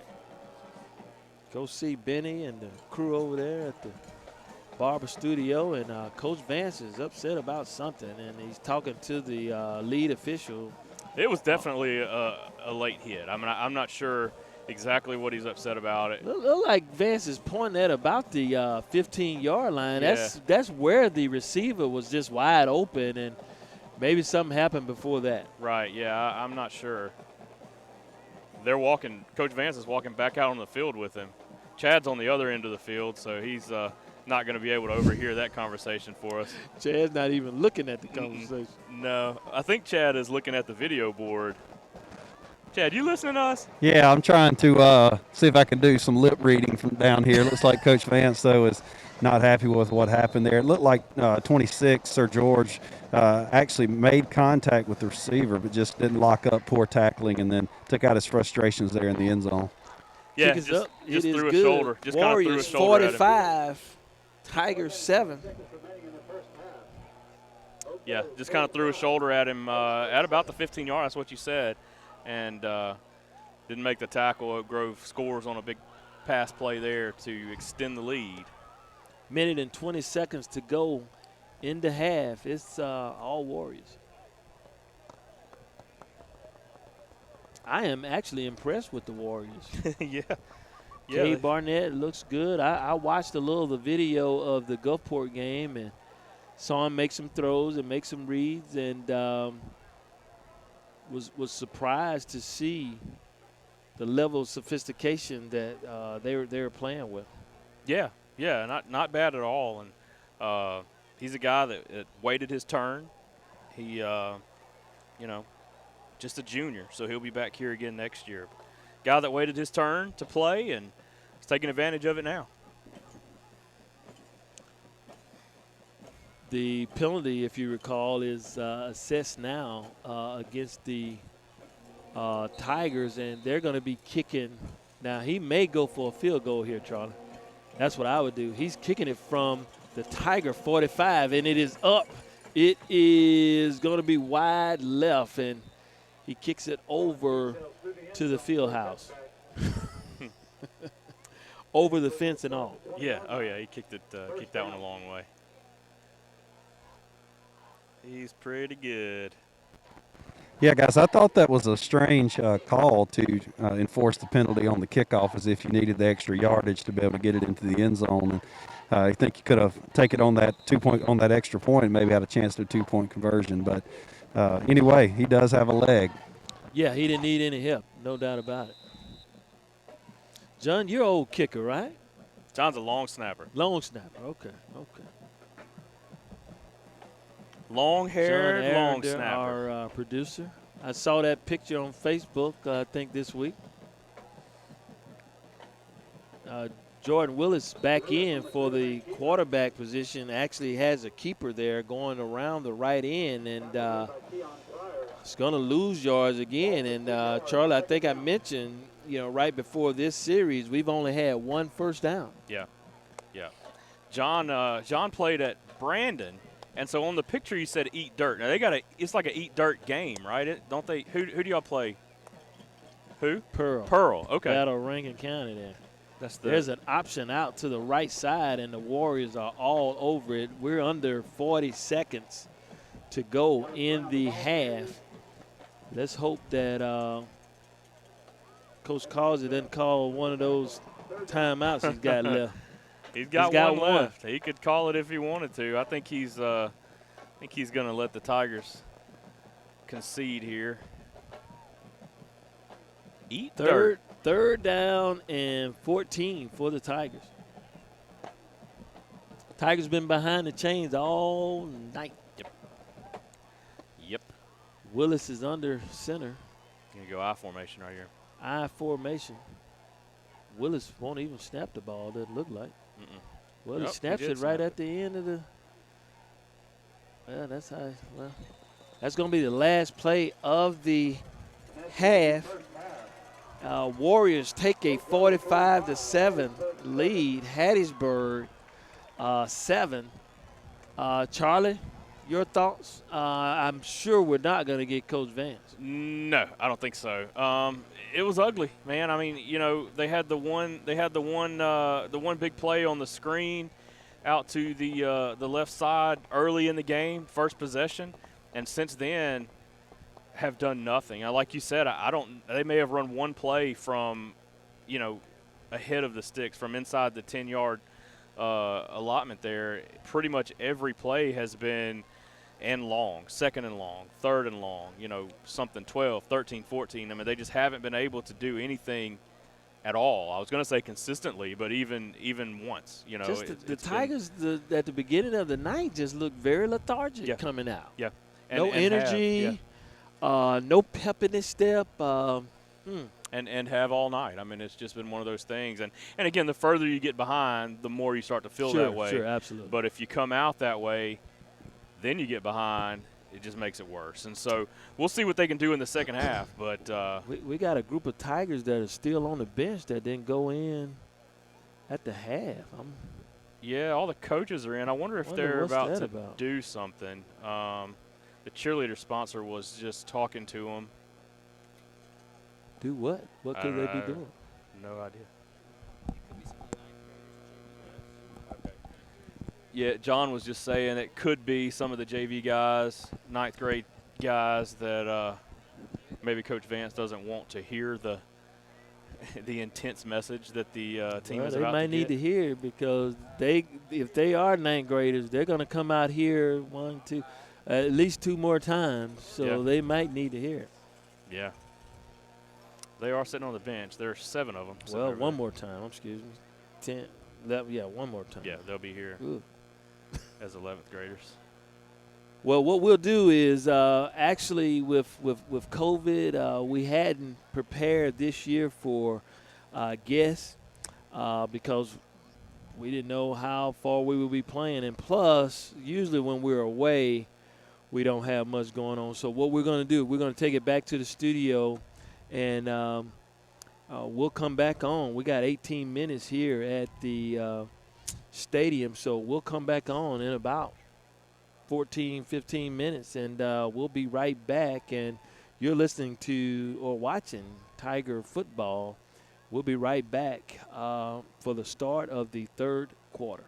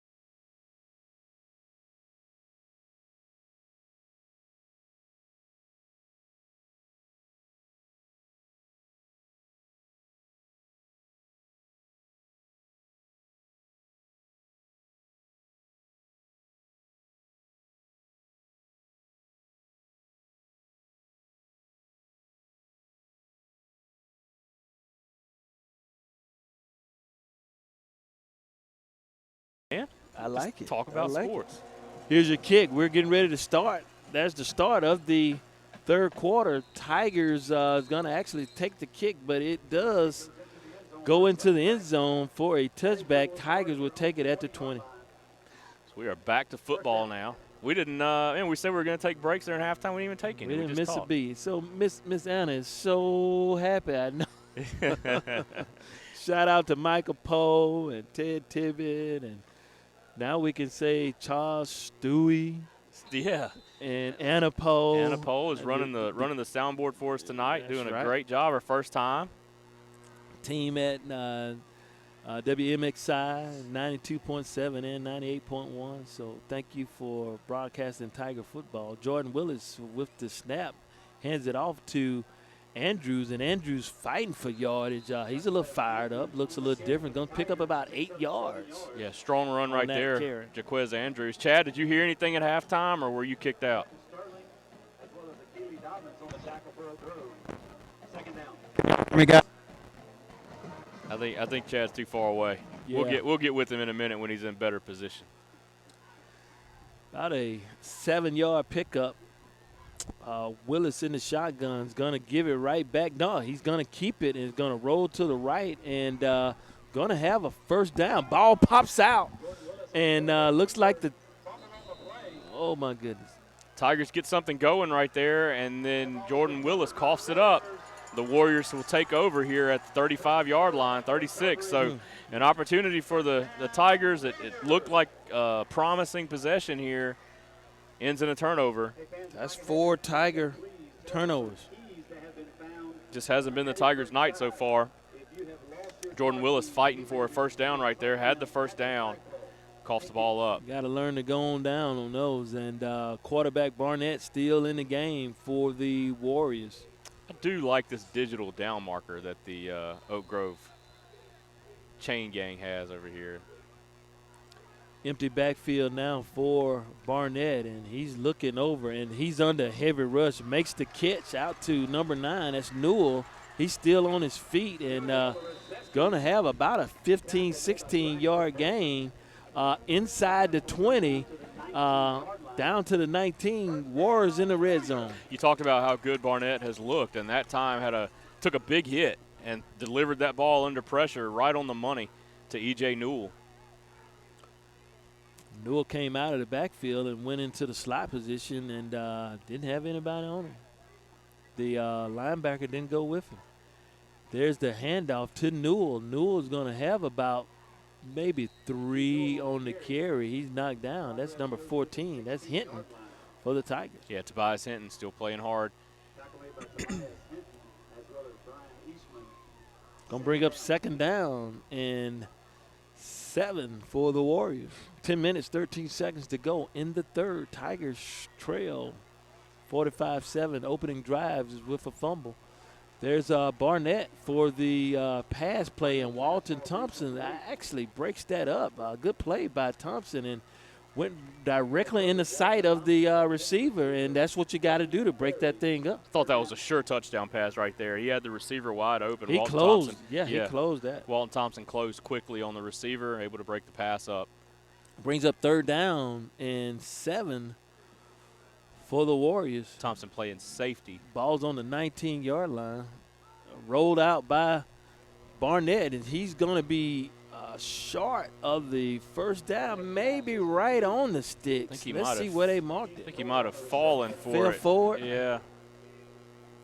They're going to mark him at the 11. They're giving it to him. Yeah. First down. Yeah, I think he fell forward just enough. So they need to get inside the 1-yard line for that's at the 9. Yeah, ball's at the 9-yard line. Should be Check that. first and goal. So first and goal, absolutely. Barnett with the snap, and he's looking. He's still behind the line of scrimmage. He makes a throw into the end zone, and it's going to be caught for a Warrior touchdown. Warriors get the 50 mark. Yeah, he rolled out to his left and just had all day to throw. I mean, he could have ran it in. Yeah, he ended up finding Daniel Dawson, senior receiver, 5'10", 160, in the front of the end zone right there. But again, he had all day to throw. There was just no pressure on him at all, and rolled way out to his left, all the way to the numbers actually, and was able to fire that ball in there for a touchdown. Michael Owens on to attempt the PAT. Michael Owens is in to attempt the PAT. Warriors 51, looking for 52. It's up, it's through, it's good. Warriors 52, Tigers 7. With 9 minutes remaining in the third quarter. Yeah, and that comes off of what you say, the 4th turnover for the Tigers 4 turnovers yes, tonight. Sir. Tigers had finally picked up a first down. That's right. Jordan Second Willis, first down. Yeah, Jordan Willis fighting for extra yards. Let's go with the ball, and the Warriors recover, drive down, score a touchdown.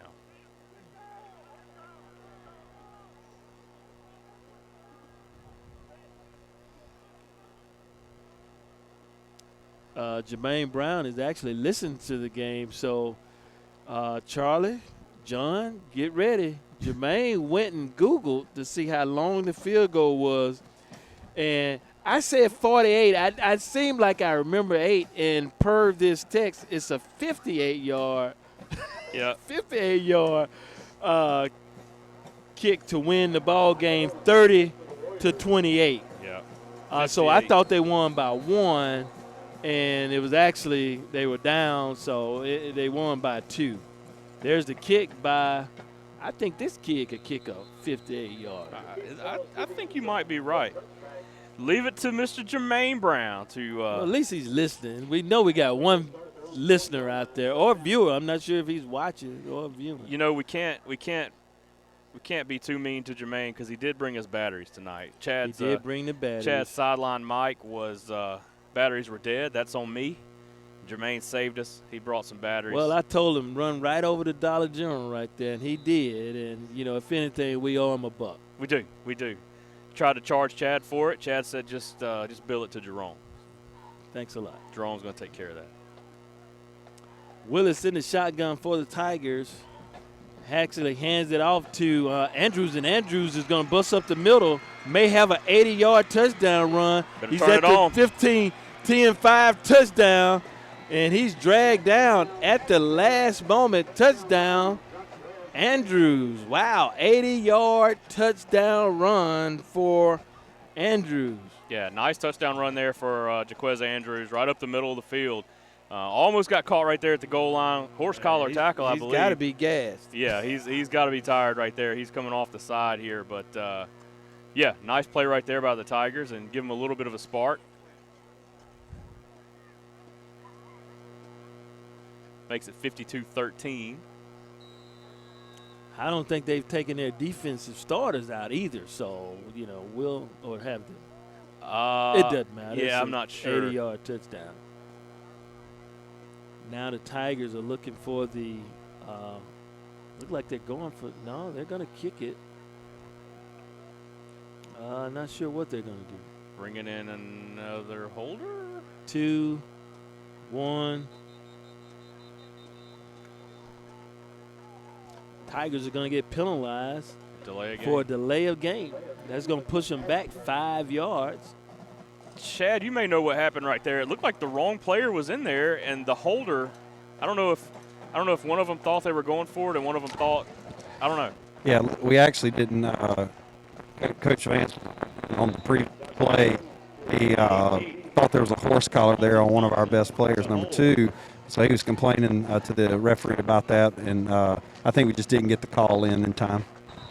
The extra point's no good. That was Joshua Jones on the attempt. It was actually a good kick. Just went wide right. But, yeah, I said the same thing, Chad. I thought there was a horse collar there, too, right at the goal line on Jaquez Andrews. I don't know if the official didn't call it because he scored or what, but you got to protect the players here.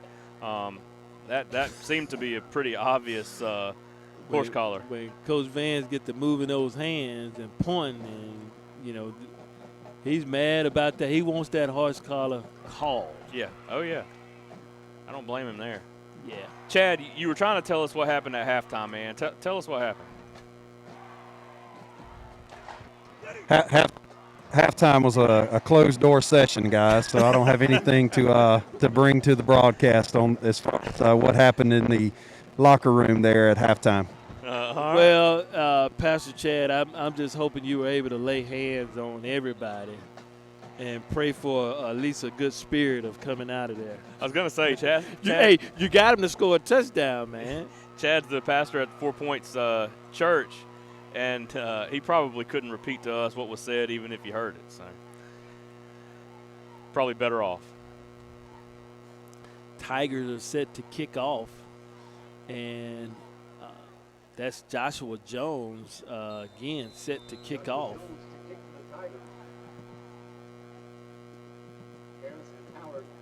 There's the kick. It's going to be coming down at about the 32-yard line. That's number 21 for the Warriors, and he's arm tackled again, and it's still on his feet. It's going to be knocked down at about the 40-yard line. Looks like a late block in the back there. I think 27 or that 21 made a hit. Yeah, I think it's 27. So let's see what the call is. Yeah, penalty flag came in from across the field late, almost at the end of the play there. They were kind of bunched up, but it was definitely a hit from the behind. Yeah, 27. Yeah, blocking the back there on the Warriors, so that'll back them up a little bit. Their worst starting field position. Go ahead, Charlie. No, that's what I was just about to say. This may be their worst starting field position of the game, on their own 29-yard line. Well, their first possession started at the about the 28, 26, wasn't it? 26, 27, yeah. Somewhere in there. Matthew Pollard in for the Warriors, new quarterback. Barnett gets to rest. Pollard in the shotgun. He's looking, just going to hang one deep, and is going to be knocked down by the Tigers. That's number 7 back there. Cameron Norman broke it up. Pollard's a sophomore, number 15. Did throw one pass last week. One pass, one completion for 0 yards. So they got 52 points again. The Warriors do. Pollard, like I said, a sophomore here. Matthew. Not a bad pass right there. Looked good. Pollard in the shotgun again. He's going to leave it and actually going to keep that one. And still on his feet. Going to pick up a first down. About a 12-yard pickup for Pollard, number 15. He's actually a sophomore, Matthew Pollard, for the Warriors.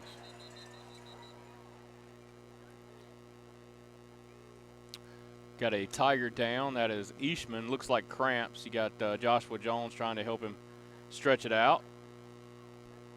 Jeff Bryant, Tiger trainer, runs on the field. Coach Vance decides to keep walking on the field. He's, Coach Vance said Tuesday on Tiger Talk, he told us that Tuesday was the first time this season that they have done conditioning, real conditioning, because he was scared to do it before that because they were so, they had so much time off and, kind of coming in, he was a little nervous about doing serious conditioning. And so the Tuesday was the first time they did that. He wasn't happy about all the cramps last week. Okay. Tigers do have 11 on the field. Pollard still in, sends a man in motion, is going to hand off to the back on the left side. He's going to be tackled. That's number 82 for the Tigers. I don't think I've called that name, Isaiah Underwood, for the Tigers with the tackle. Or was that 92? I'm sorry. I think it was 92. Well, I don't have a 92 on here. I'm not, Nope. Not sure who 92 is either. Pollard in the shotgun, receivers to the left, one to the right. Read option, he keeps it and going right up the middle of the field. He's going to be tackled by Walton Thompson, who's trying to actually strip the ball and is going to have about a 14-yard pickup again for a first down for the Warriors in Tiger territory. Yeah, another strong run by Pollard right there. He's seems to be a pretty good runner. Let's see. I said he threw one pass last week. Let's see if he ran. What about his feet? He did run 5 carries for 21 yards, a long of 12 last week. So Well, he's got 4 2 yards. for 28. 4 yards per carry, 4.2.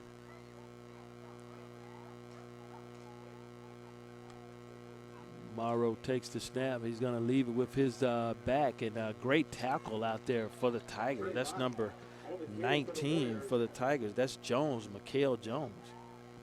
Mikael Jones on the tackle. 2-yard gain brings up second down. Good tackle for the Tigers. We're at the Heat timeout. Mikael Jones, another one of those sophomores. We talked last week about that sophomore class.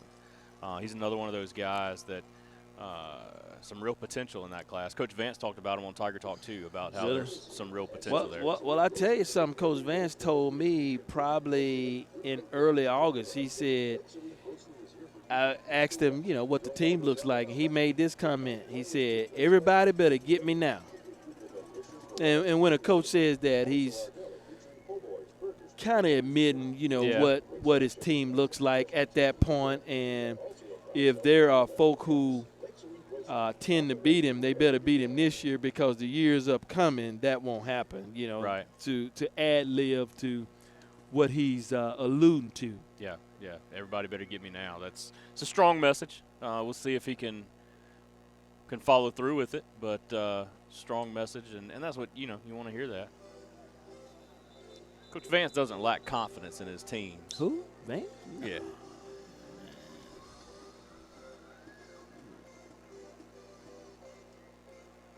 He expects every team to go out and compete, and even last year when things just weren't going well, he expected his teams every week to go out and compete and win, and so they. Second down for the Warriors. Tigers are showing blitz, and actually is going to be called for encroachment. Comes across the line of scrimmage. Gives the Warriors free 5. That's another one where they lined up offsides. No, he came Was there rushing. movement? Yeah, Okay. he came rushing in like showing blitz. Yeah. 19. Okay. Jones. Mikael, and came across. Pollard in the shotgun, looking to throw, just takes one and rears back, and broken up there by Norman. Way to follow that ball that time, Norman, and had a little help from Walton Thompson over there. Yeah, he's had 2 in his hands now. Pretty good coverage. The receiver that time had to play defense to knock the ball away from him. Thought Norman had an opportunity to come down with that one. Again, receiver knocked it away. That was number 10 for Oak Grove. Third Jalen. down and 4 for the 4. Warriors. And Tigers encroachment again, just jumps offside. They don't need help, Jerome. They don't need our help. It's going to give them a first down. Penalty takes it down to the 32-yard line. First down, Warriors. Warriors now at the 32. 5 minutes left to go in the third quarter. Tigers down 52-13. Tigers need 39 points to tie it up. There's a high snap to Morrow, but he's still on his feet. Going to cut back in. Going to be tackled from behind after about another 14-yard run down to the 16-yard line. First down. Check that, 14. He fell forward. Fell forward.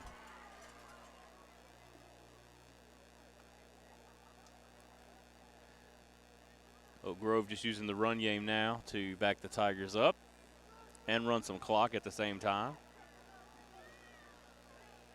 Warriors in the red zone. Morrow with the hard count. Pollard, check that. Leaves it with him, and actually he's going to keep it. And Pollard still on his feet, dives toward the end zone, and he's going to get in. Yeah. Great individual effort. Yeah, another good run there from Pollard. I mean, the kid can move. Small kid. Yeah, he doesn't have a size listed on there. I was looking for that. Not a big kid, but can definitely move. was able to elude several I'd say tacklers. he's probably 5'8", 5'9".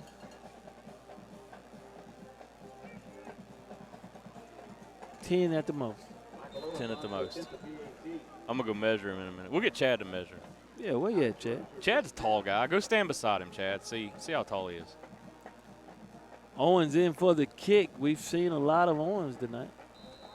Kick is up, is through, it is good. Warriors 59, Tigers 13.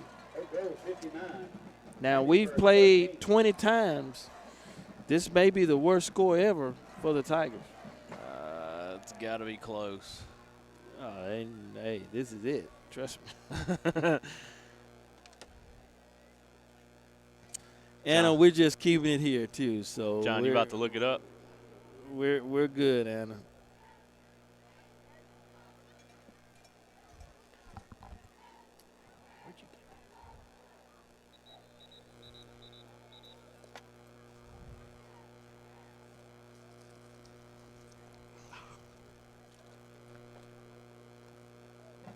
Warriors get set to kick. Owen is coming back on. So they're working him tonight pretty good. They are. His leg will be sore tomorrow. Getting a lot of work.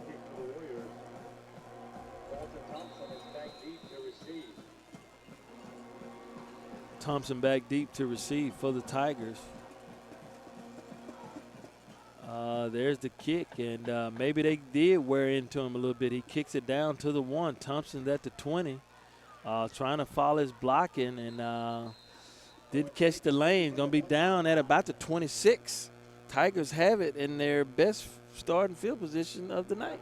Well, he kicked one out of bounds. Kicked one out of bounds, yep. So Tigers were at the 35 before. Yep. But what a weapon. Yeah, since then he's just booted them through the end Yeah, zone. what a weapon for the Warriors. That time kicked it to just about a yard or two short of the end zone. Yeah. Said, man, I've had, 59? So he's kicked at least 8 times and then got a 7 times and got a field goal. Yeah, oh yeah. Well, add each extra extra point after that. He kicked one extra point twice. So that's 14. Yeah. He's kicked a lot. 15 kicks. Tigers handed off to Andrews again. Almost broke through that one again. Maybe a late hit there. No call. But Andrews back again running hard. 5-yard pickup for the Tigers. Yeah, no call there. I think the officials are trying to get through this one now. 3 minutes, 18 seconds to go in the third. Oh, just the third. We are at 9:07. The first half took a while. It did.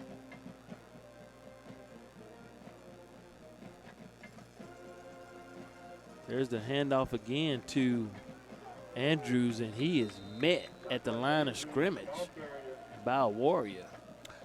So Oak Grove and Hattiesburg used to not play? Yeah, it would have been bad. You got to remember now, Oak Grove, let's say in 91 when I graduated, Oak Grove may have been 2 or 3A. Okay. So in 91, I was 6, so I don't remember that. Yeah, I get it. I get it. So fast forward, I guess there's a pass out from Willis looking for Joshua Jones, and may have been a hold there on the Oak Grove defensive back. Yeah, I think so. The ball was way overthrown, but that may be, like you said, because there was a hold. There's a flag out. Oh, yeah. But in 91, they had to at least be a 3A school. And, again, in 91, this was more rural. None of this was out here. And I'm pointing at the area. None of this was here. This school wasn't here. Mm-hmm. So I would imagine that first game, Oak Grove became a 6A pretty quick. And it had to be somewhere in the early 2000s. Okay. I think if they've played 20 times and over, I guess, 19 seasons. So that would be 2000. Yeah. Oh, there's Andrews with a run, and a hard run by Andrews. Going to be pushed out of bounds after about maybe a 20-yard, almost 18-yard pickup there. First down for the Tigers. Now in 2 consecutive first downs, one hit by a penalty in Warrior territory. Yeah, Jaquez Andrews just took that one around the right side, had quite a bit of room, and fought his way across the first down, the line to gain. Jordan Willis looking to take the snap and did get a encroachment. Oh, they're calling false start. Ooh. Yeah, guys, looks like we had movement here. Number 7, Cam Norman there on the. Norman's playing a little receiver now, too. Okay, so they were saying Norman moved. Okay. The defensive line did move too, which Vance is what wearing him out. I yeah, see. that's what Jerome and I saw, but the official saw Norman move on the right side. First and 15 for the Tigers. Handoff again back to Andrews, and that's that speed of that defense you just talked about. Wow. Yeah, and I think a lot of these guys are backups, but still just a ton of speed. Andrews not able to stretch it out. Is it a combination of that and our guys just not blocking well too, or? I think there's some of that. I think they're probably tired. Andrews has played both ways. And he's checking himself out the game. Yeah, I think it's a combination of a lot of things, but I think you do have to give credit to the defense. It's going to be second down and now 20 for the Tigers. Jordan with the pass. He's going up, and Norman wanted that ball to just fall in his lap. It was a great ball. He's got to go up and get that, Charlie. He's got to meet that in the sky and go get that one. You got to use your hands and go up and get that one. You can't try to body catch that ball, especially with a defender in your face like that. You're right. He just waited for it to come in, wanted to basket catch that thing, and you got to go up and attack it.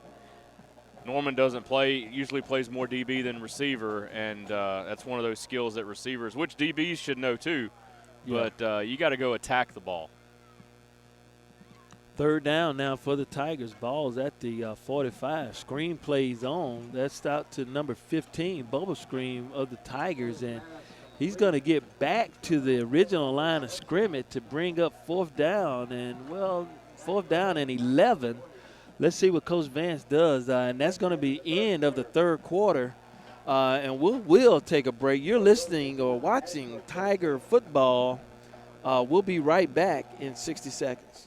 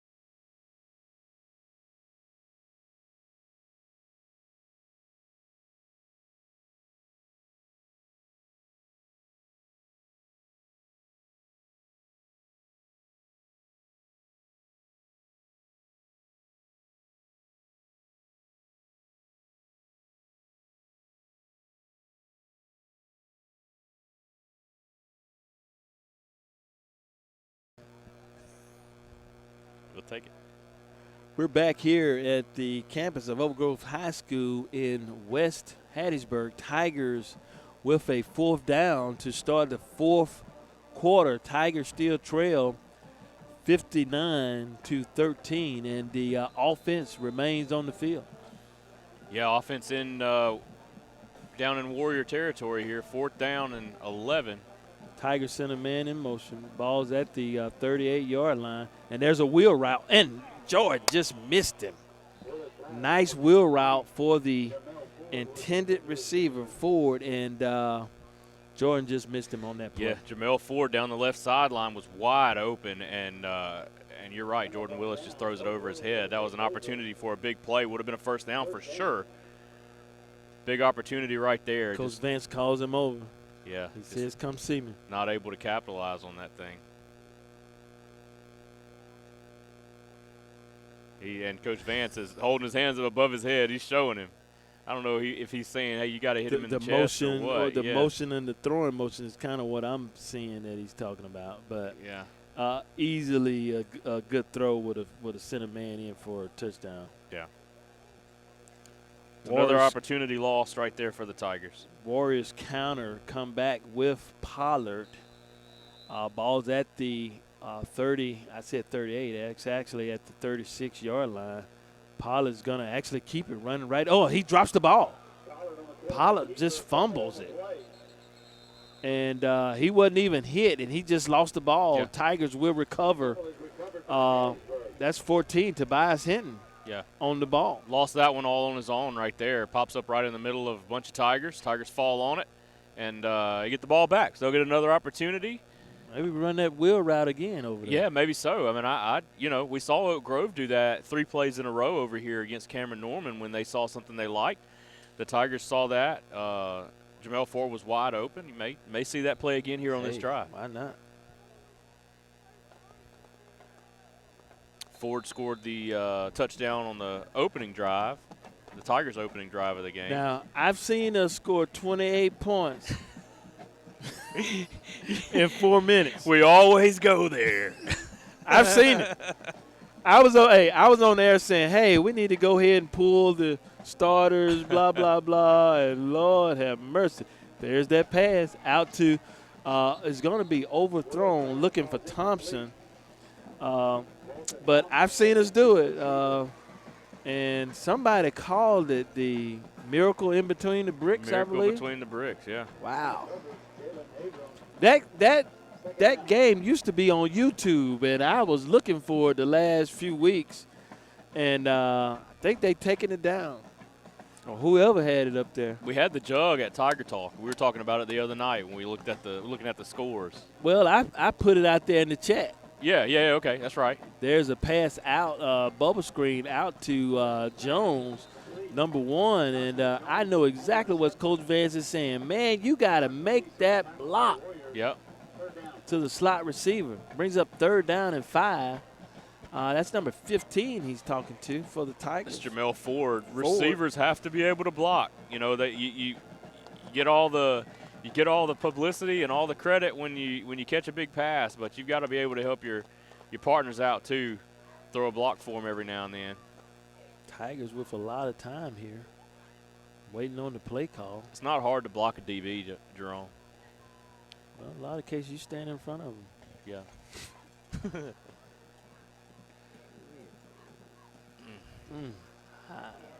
Pass incomplete by Willis on a 3rd down. It was slot receiver forward there. Just looked like he did a 3 and out. And I don't think he turned his head around early enough to be ready for the ball. Yeah, he had not even turned his head when that ball was going by him. I don't know if the pass was just a little early or if he was late getting around. Not sure, but just not a good connection there. 4th down and 6, maybe 7, 6, I'm going to call it, for the Tigers. Going for it. There's the hitch and go. Got him open. And oh my goodness. Tigers score after a bobble by Jones. I just thought he was going to drive it, Charlie. I'm sorry. I kind of stopped in the middle. I knew he was. Of that. So the Tigers score. Jordan Willis throws a perfect pass. Joshua Jones able to get by everybody, all by himself down the left sideline. Perfect pass to him, hits him about the 10-yard line. And I don't know if it went off his face mask or his chest, but bounces up in the air. And he was able to corral it, bring it in, and score the touchdown. But they're not making anything easy tonight, Jerome. Tigers now down 59-19, looking for 2 here. Tigers motion and give a diamondback formation and send everybody in and get forward actually on a tight end drag, it looks like, and able to make that catch for 2 and score now 59-21. Yeah. Hey, I've told you, I've It's seen happened. 28 It's happened. There's still 10 minutes left in this one. So, hey, with 10 minutes, I mean, Mike can get 60. Maybe. Hey, I'm just saying I've seen it done. You're cracking John up over here. Tigers trail 59-21. So, Charlie, do you attempt the onside? Yes, absolutely you do. I mean, I guess. This is football. You playing to win. Yeah, I guess.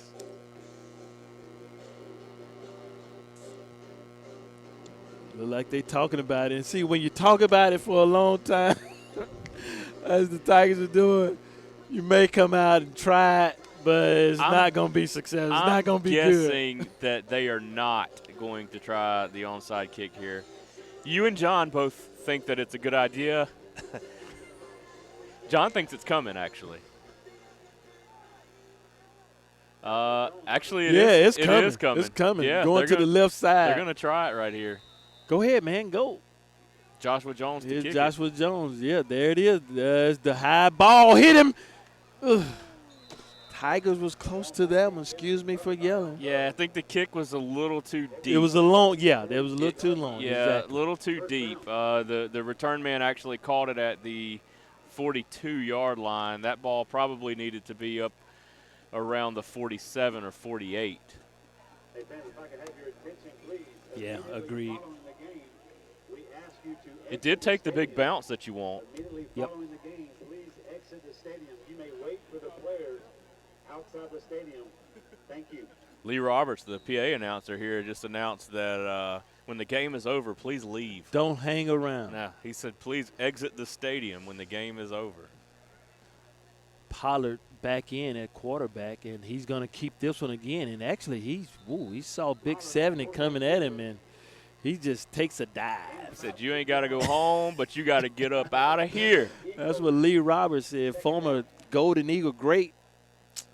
Came out of Florida, ended up coming to Southern Miss, and Stuck around. I believe, and I've heard his story at Rotary. He brought his girlfriend with him.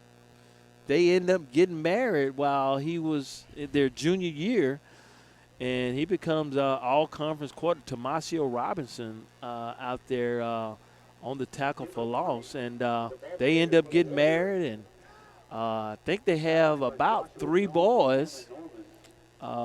And so it'd be interesting to see if they're on his roster. I talked to him for a little bit tonight. One of them may has, not be of age. No, one of them has graduated. He actually umpires baseball over here at OGAA where my son plays. Really? Okay. Yeah. Yeah, that's one of the Roberts boys is signed out of Oak Grove last year to play basketball for the Eagles. That's right. Sure did. Sure That's did. 2 of them right there. So. I've had his games. Absolutely. Yeah. He was a 3-point specialist. There's a pass by Morrow out in the flat, and wow, there's a flag I don't called know that out that on ball was catchable at all. Well, not only that. I mean, can't you go at least 5 yards? Yeah, you do get 5 yards unless he was holding. Now you can't hold, but Coach Vance is wondering what the call is. Coach Vance is like stopped in his tracks. Like, what is the call? He wasn't past 5 yards on the bump and run. no, and that's what Jack Jackson is over there saying right now. He's saying we were at the line of scrimmage. They called a hold. They made it a hold instead of a bump and run. Yeah. So on a hold, you got to call. Yeah, it couldn't have been pass interference. You know, they can't call that. So Right. Got to call something. Got to call it a holding penalty. So that gives the Warriors a first down inside now their Tiger territory down to the 48-yard line of the Tigers. Pollard's in the shotgun, double out wide receivers, 1 man in the backfield. Another zone read. He's going to keep this one, and he's going to be tackled at the line of scrimmage, but actually picks up about 3 yards and going to get it to the 45. Yeah, he's a strong runner. Tackle made by Tobias Hinton. You mentioned he's not really big, but he's a strong runner. Brings up 2nd down.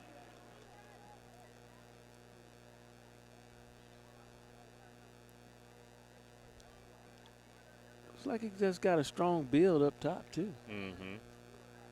Second down and 7 for the Warriors. Ball's on the 45-yard line.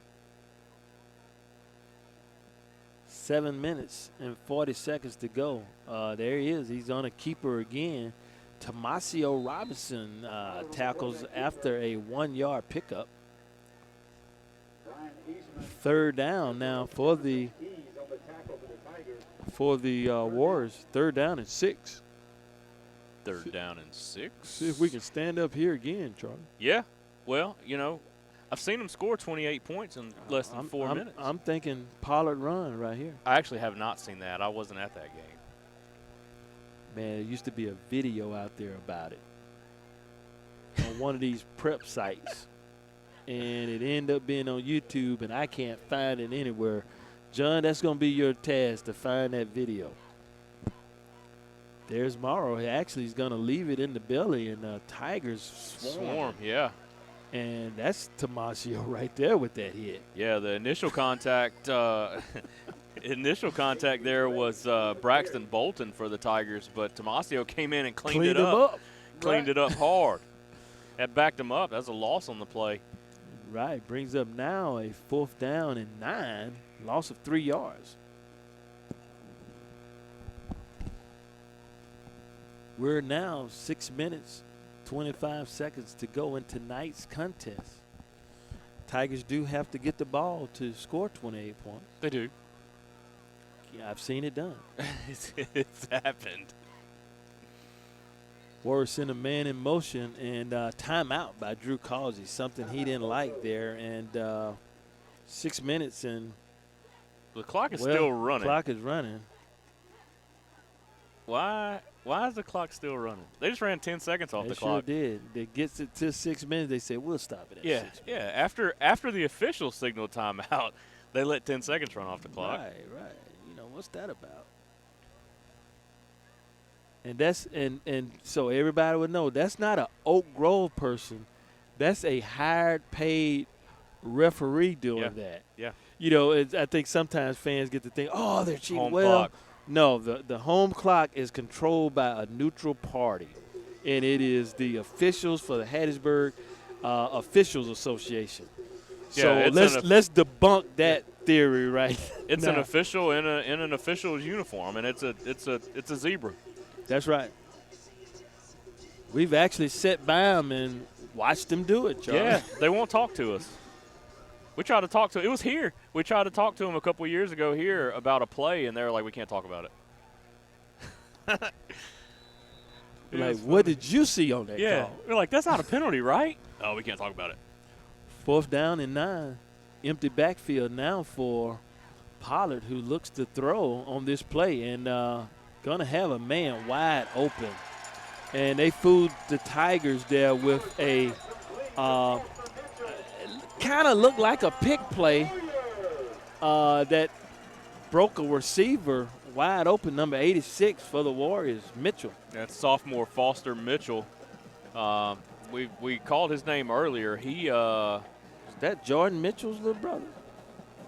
I don't know. Foster. Oh, I remember why we called his name. He was the one that may or may not have signaled fair catch on that punt.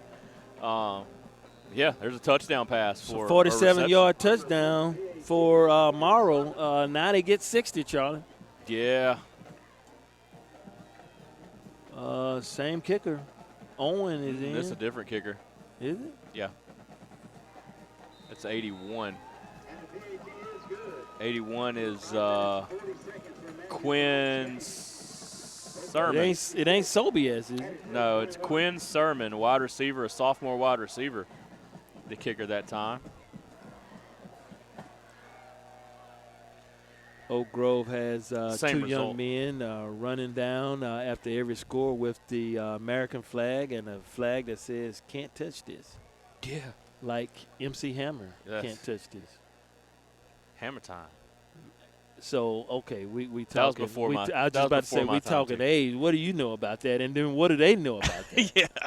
Can't touch this. Come on, man. If I say MC Hammer, who? Yeah, man. Everybody knows Hammer time. Could you move like Hammer, man? No. couldn't and can't. Oh, I think you can do it. Got bad knees, man. Man, what's Jack up to, man? Man, we got a baseball tournament tomorrow. Old Jackson. Yeah, we got a baseball tournament tomorrow in Brookhaven. There's the kick, and Owens going to send it into the end zone about 3 yards deep. Tigers take it over at the 20-yard line. Down, let's see, 28 won't help us, so I just won't stay with that theory. Okay? Yeah, everybody root for the Mississippi Bulls. 8U will be playing in Brookhaven tomorrow. There's several guys on this field that play for the Mississippi Bulls, Bull Baseball Club. Charlie, y'all got this. When the last time you lost? It's been a while. Okay. It's been a while. The Bull Baseball Club showcase team, the high school team, you got Landon Scott, you got Jermel Ford, you got Dylan Crowell, I believe. You got for Hattiesburg, and on the Oak Grove side, you've got Quentin Sterling. He plays for the Bulls. So quite a few kids on this team play for the Bulls. There's a handoff. That's to 22. That's Brown with the hard run. He's going to be pick up a first down to the 30. I will say, though, out of all the Bulls teams, from 7U up to the showcase team, the team of the year last year that won the Team of the Year award for the Bulls organization was the 7U. That was us. We're 8U now, but won the Team of the Year. You know, Charlie has all these side gigs, and you know, he's this. If you watch any of the videos of Jackson, he's almost like a prodigy. Like No, man, listen, No. he's got the sweetest swing you ever would want to see. he works hard. He works hard. Well, that's Dad being modest, but he's got a sweet swing. I know that. Now, I don't know if he can hit it, but he's got a sweet swing. He can hit it occasionally. Occasionally. You want to say something, Chad? Yeah, guys, I was just going to comment on your earlier talking about this Oak Grove team and program and how it has progressed over the years. And, you know, I looked and did a little research, and Oak Grove from 85 to 90 only won 16 ball games. Wow. From 91 to 2000, only won 27 ball games. And then beginning with the 01 season, they have won 190 games since then. So drastic swing in the overall program under Neville Barr and now Drew Causey. Yeah, and in that time, you mentioned it, Jerome, the school just got bigger.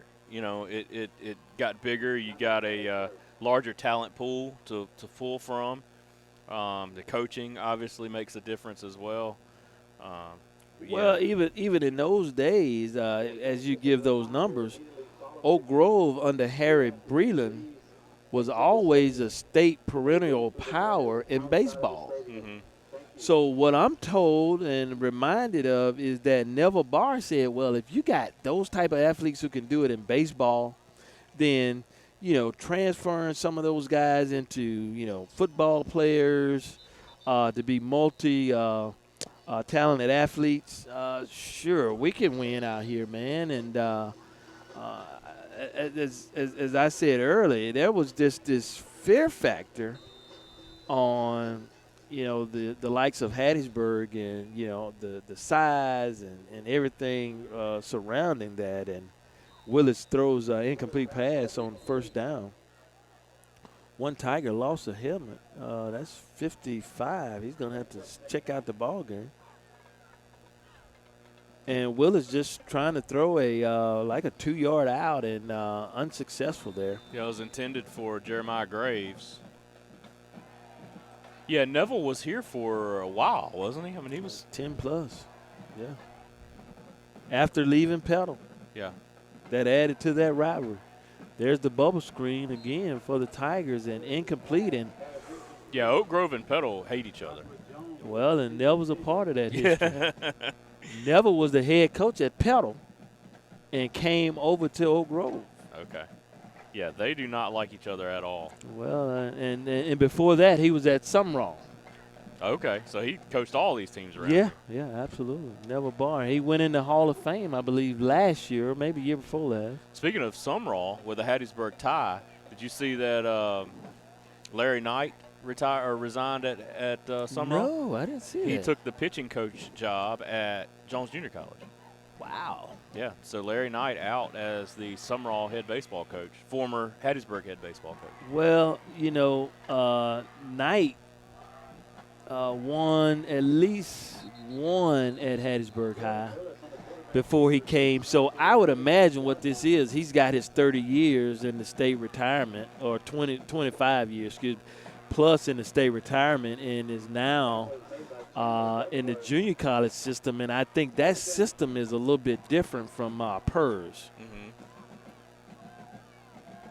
If my brother's listening, I'm sure he'll correct me if I'm incorrect. But the junior college, well, it's a state system too, so I don't know. Yeah, he's now the pitching coach.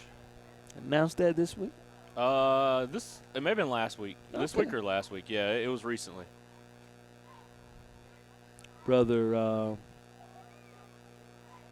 there's Andrews, a back shoulder throw, and Andrews is still on his feet.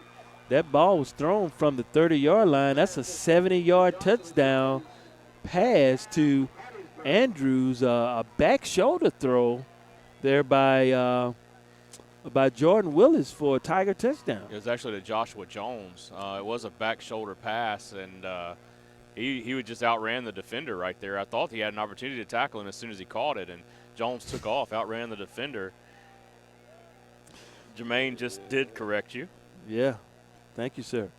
He said 30 years and retired. He said, System is the same. yeah, not different retirements. Just went to a part-time job at Jones. Part-time at Jones. I think Larry was there while Jermaine was the assistant athletic director. And during those days, and that's when he left, and then they brought in Coach Hartfield.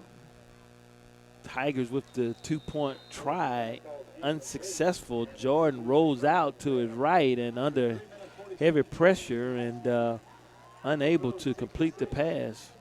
Yeah, Jermaine said he said Larry had 4 or 5 championships at Hattiesburg, which Well, Joe had one. Yeah, Joe has one. There's several banners hanging up there with Larry Knight's name on them. So, yeah, Joe Hartfield has won 1. So, Jermaine, while you're listening, so in 97, 98, those years they went back-to-back, that was Larry Knight. Yeah, and then I know 06, maybe 02, 06, something like that. And from 06 to 18 was the gap for him and Hartfield. Yeah. So pretty strong baseball program for the Tigers. Yeah, well, good for Larry Knight and that whole Knight family. Steve Knight was just inducted into our Hall of Fame last year, and if you look up that Knight pedigree, all of them played multiple sports there at Hattiesburg High and have done well. I think Larry also has some ties with Traction Sports, the new program out there on Highway 11. Baseball training program. I think that he's got some ties with that as well. So probably just kind of stepping away. Like Jermaine said, he's got his 30 years, just doing some different things now.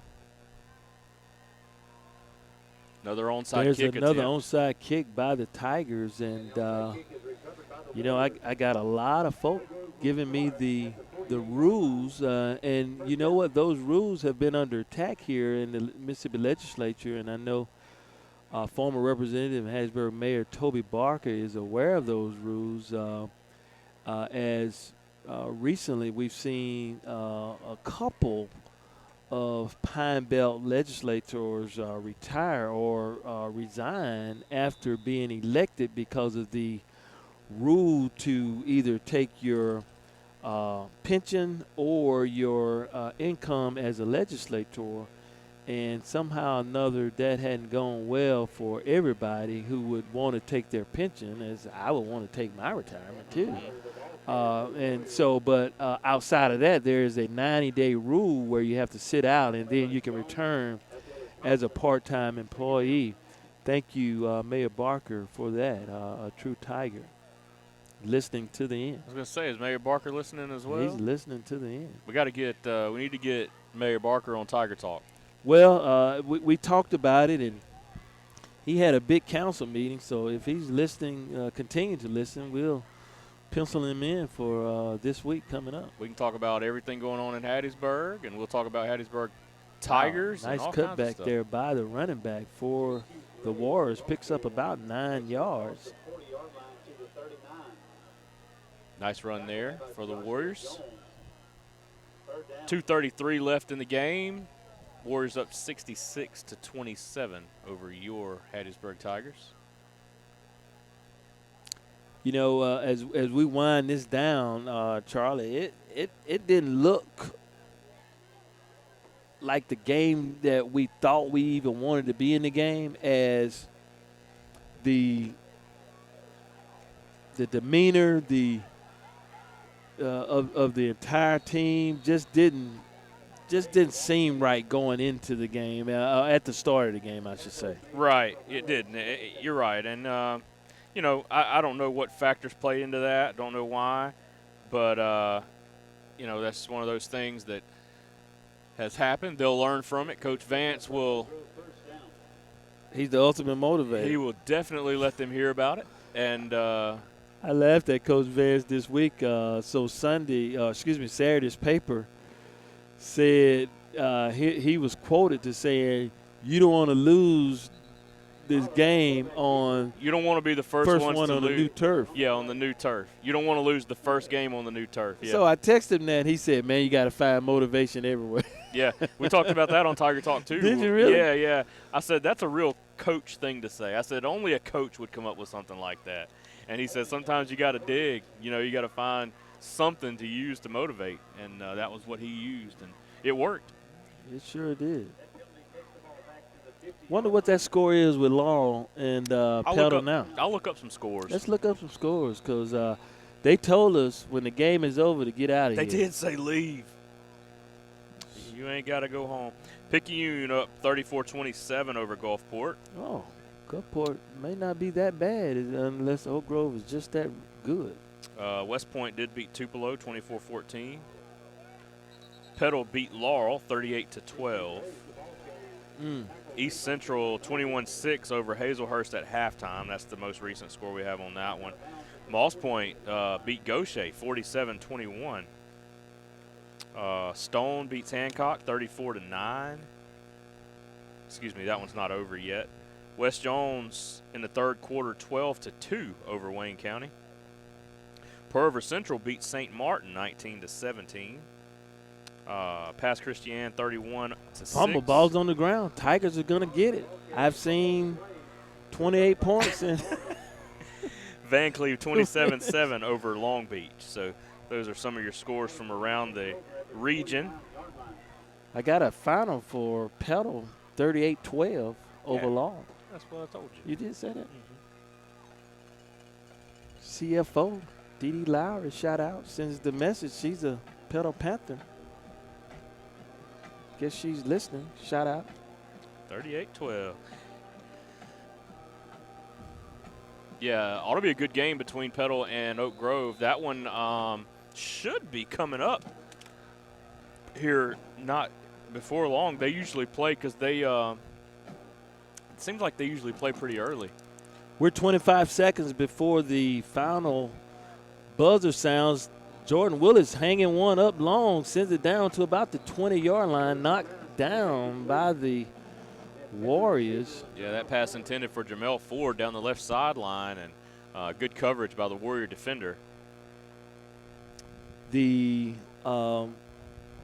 we think about next week, we were told that looks like Jefferson Davis game and the Hattiesburg game will be at Poplarville at Pearl River Community College.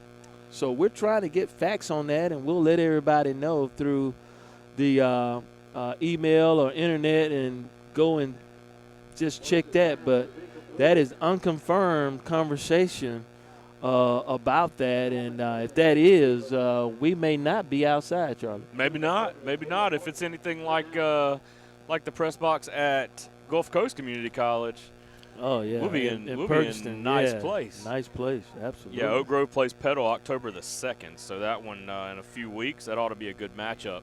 That ought to be a real good matchup. Where is it going to be? I didn't look at that. Let me see.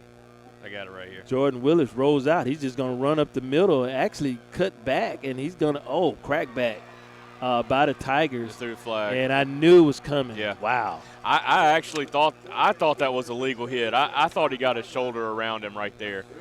I would have to watch a replay of that, but I think that's a bad call. Well, anytime I don't know if he did or not. Anytime you see a big hit like that, though, that flag's Coach Vance is gonna sending them. Well, Coach Vance has is said he done picked up the flag for him. He picked up the flag, yeah. He's going to give it to the officials. He's saying, I'm taking my guys on in.